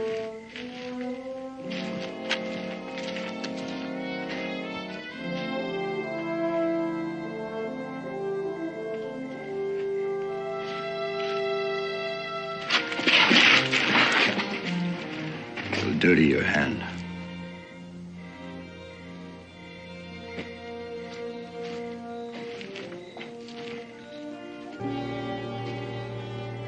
I'm sorry I'm causing you a lot of trouble. Yes, you are. I made a promise to. Well, how did Farley put it? A dirty, ignorant savage? But I plan on keeping it if I can. Luana, you can go on back with Farley, all right. But on his terms. as a dainty little doll who faints at the sight of a hunk of meat. Do you want that? I don't know. Could it be that you're ashamed of what you are? That you're pretending to be a fool so you can call yourself a lady? I am ashamed. And I've always been ashamed. Why, Luana? Because. Because you don't know anything about Indians except what you've heard. You know, most people don't hate Indians. They pity them. They want to uplift them. Which pretty much means that they think they're inferior. I suppose it does. Take Katoga. Would anyone in their right senses dare pity him? No. No. Because he's proud of who he is and of what he is. And so should you be. You're the daughter of Tedescan, a great ruler of a proud people. Feeling inferior the way you do, you may not be worthy of him. Mr. Boone,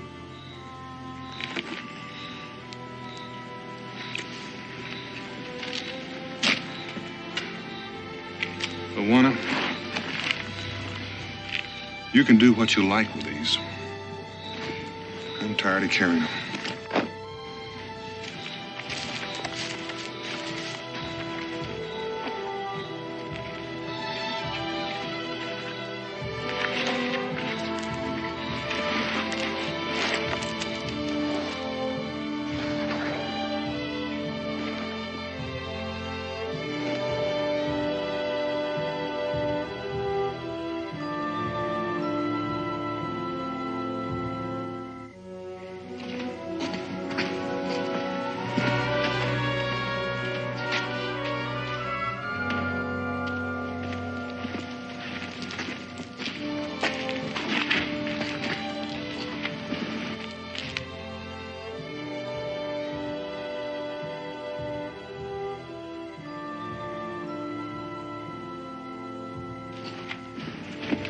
What the devil does this mean?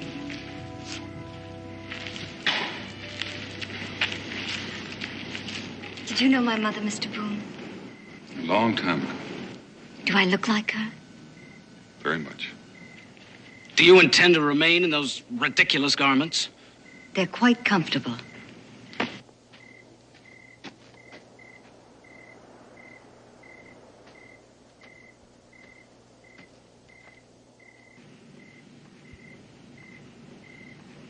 Will you teach me to speak Delaware, Katoga? I must have known it once, but I've forgotten.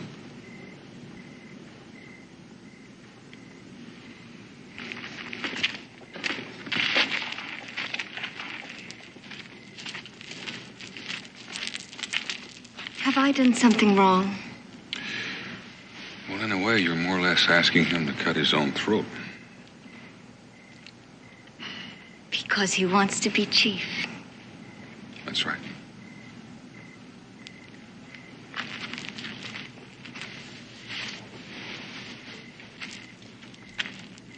You didn't answer me, Katoga. I will teach you. Thank you. That's too much. Come on, Louise, you're going home with me. I'm sorry, Foley. I'm going to see my father now. Please let me go. Not until you stop this charade. I think you better let her go. Well, you stay out of this, Boone. You've caused enough trouble as it is. There's nothing keeping you here. Louise? I'm sorry, Foley.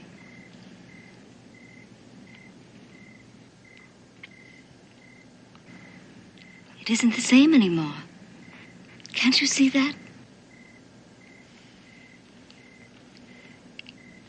What shall I say to to my parents? Tell them, thank you very much for allowing me to make my own decision.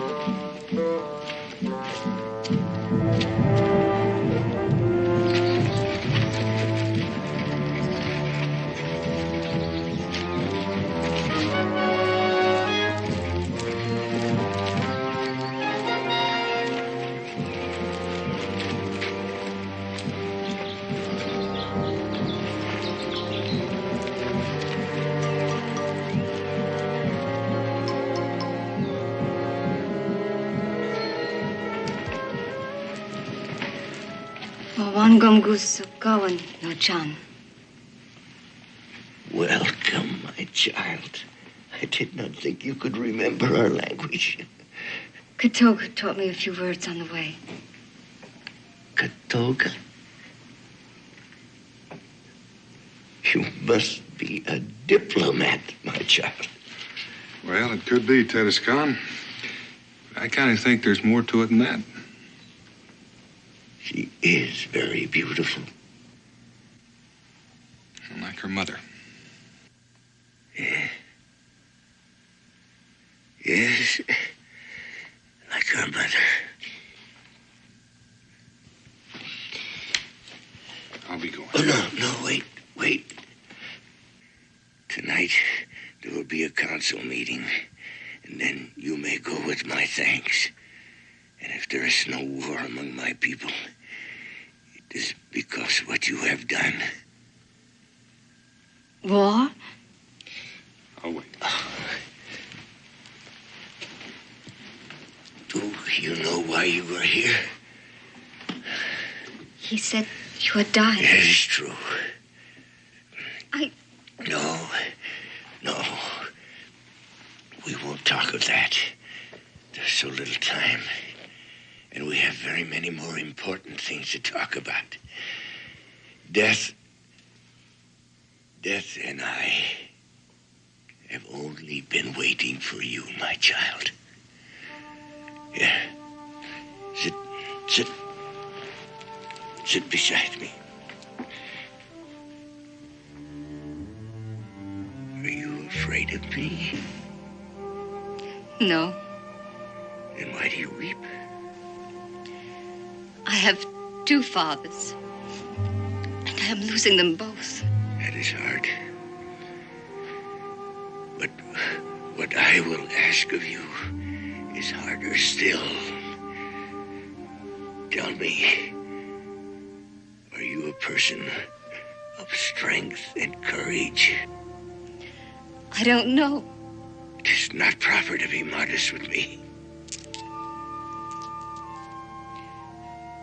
And yes, I am.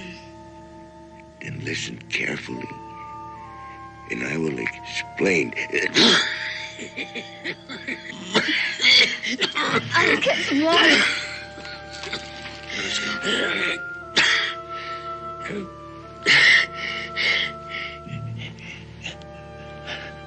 How does she seem? She's the daughter of a great chief. Oh, Boone, I must ask you to do one more thing for my people.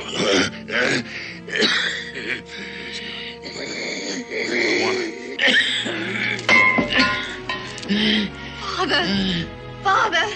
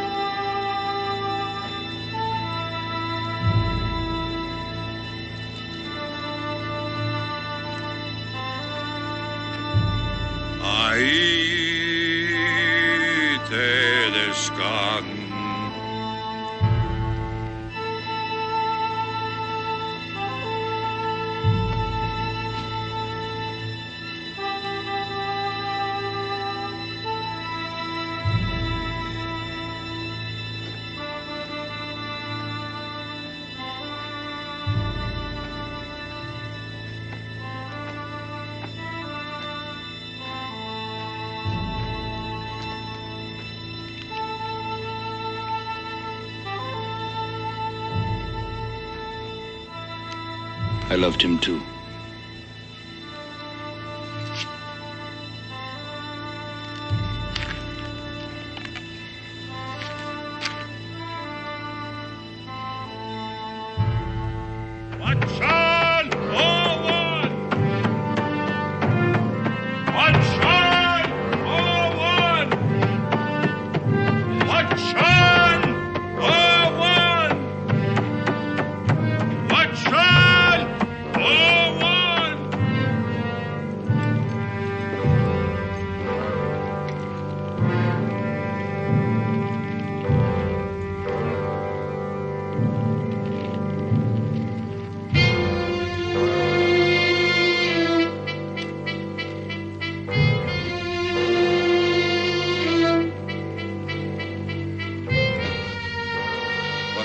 Disturbs our council.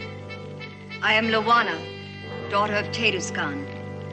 I claim the right to sit with the council in place of my father. You may sit.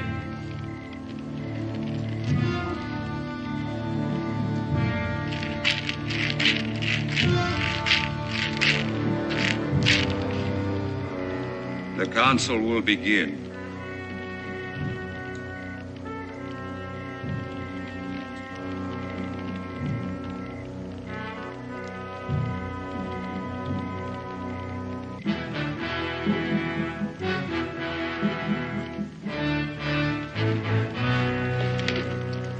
In the name of the spirit of the feathered robe, I command the presence of the chief maker. Who commands the presence of the chief maker? Lawana, daughter of Teduscan, rightful queen of the Delaware nation. All who accept this woman as queen must pay homage.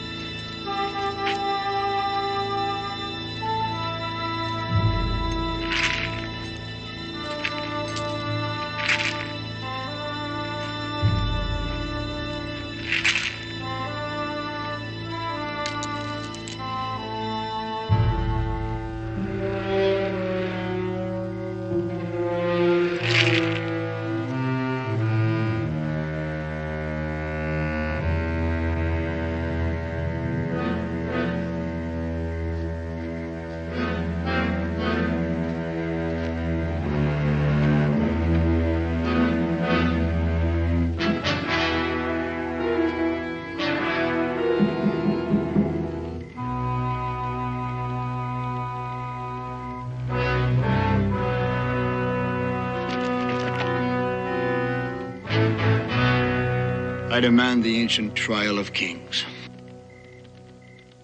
The right of Luana, daughter of Teduscan, has been challenged. One who cannot accept the challenge cannot rule. Is that not the law? It is the law.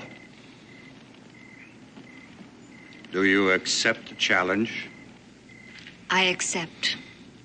Do you understand what the trial requires? That only the bravest may endure it? Only the bravest is fit to rule. It is your right to stand guard over the place of trial. I will stand guard. It is your right to choose one to stand guard with him. I choose Daniel Boone. Does Daniel Boone agree? I agree. So be it.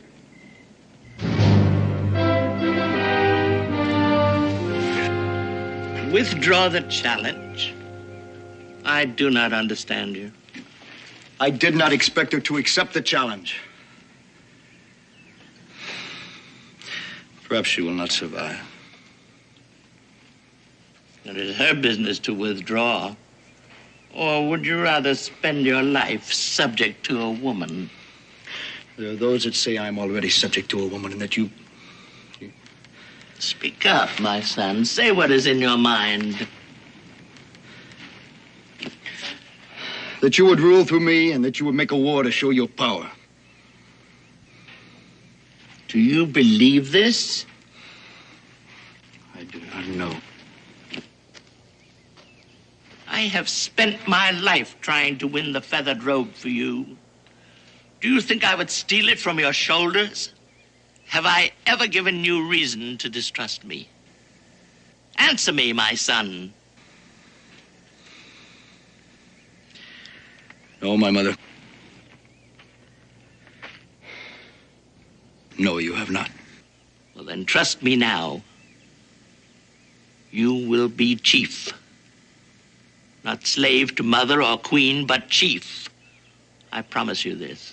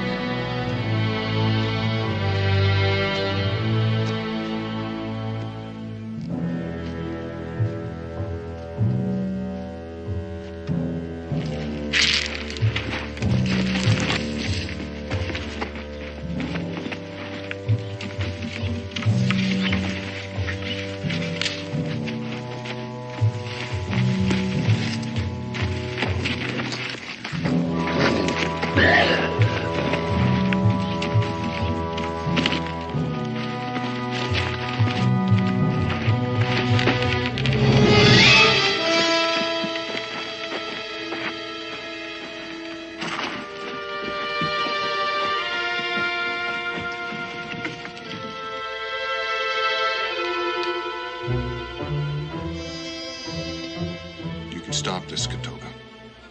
So can she. This is the last moment when you can withdraw from the trial without losing honor.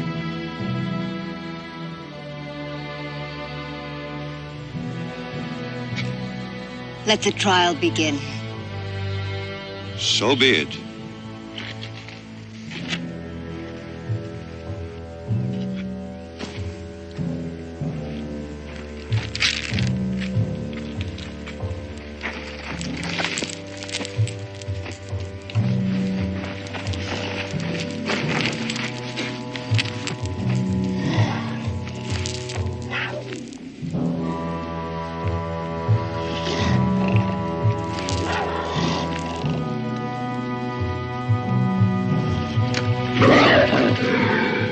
Here you must remain until we return.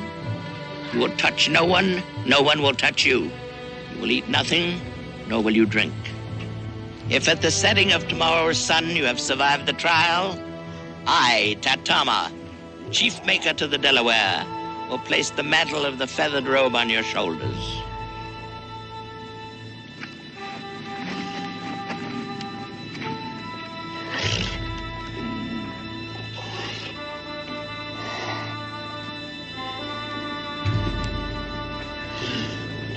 Aye, aye.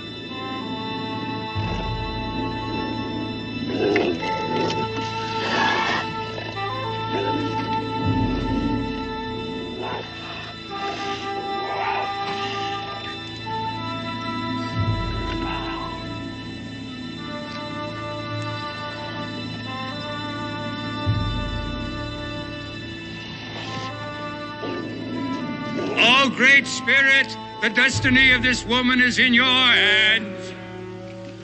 To interfere is forbidden. You, Katoga, and you, Boone, will remain to see that the will of the Great Spirit prevails.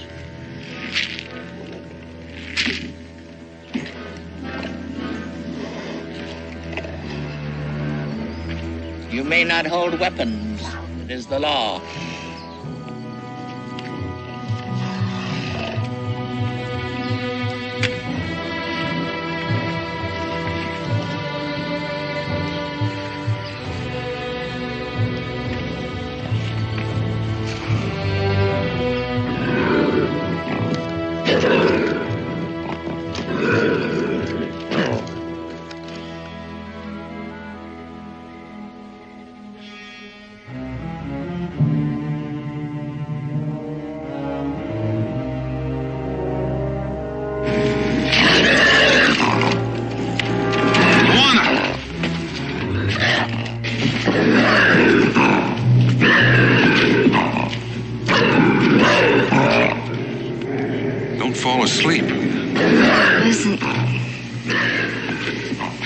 Thinking about white wine.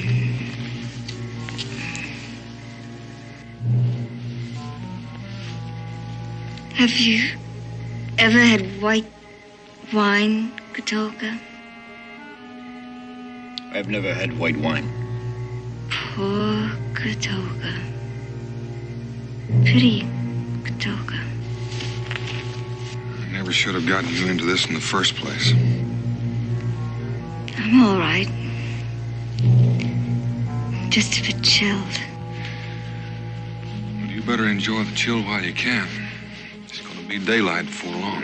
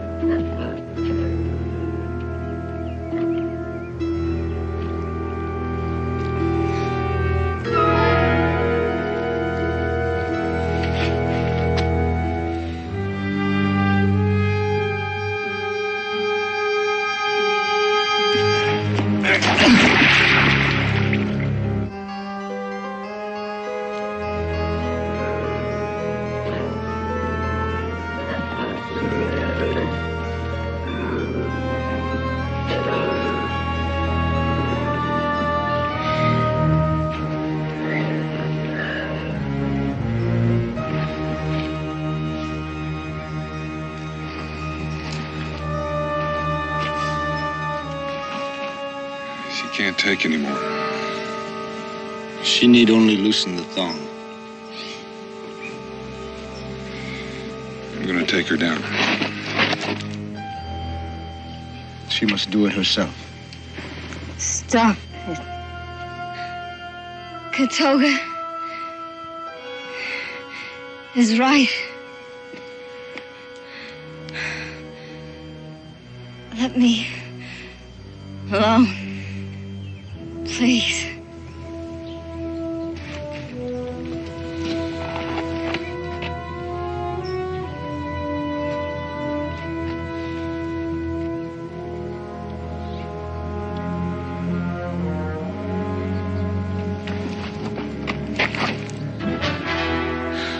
Stay with her.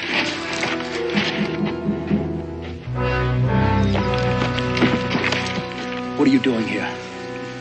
Do you not wish to be chief? My mother sent you. Just stay here. I will attend to Boone. Go back and tell her not to interfere.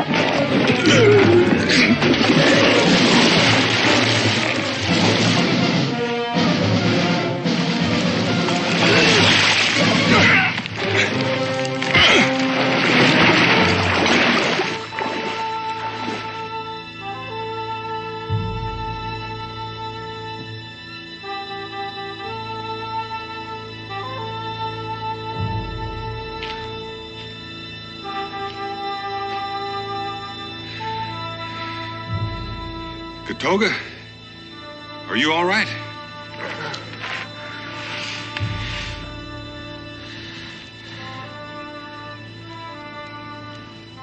I'm only paying homage to my queen.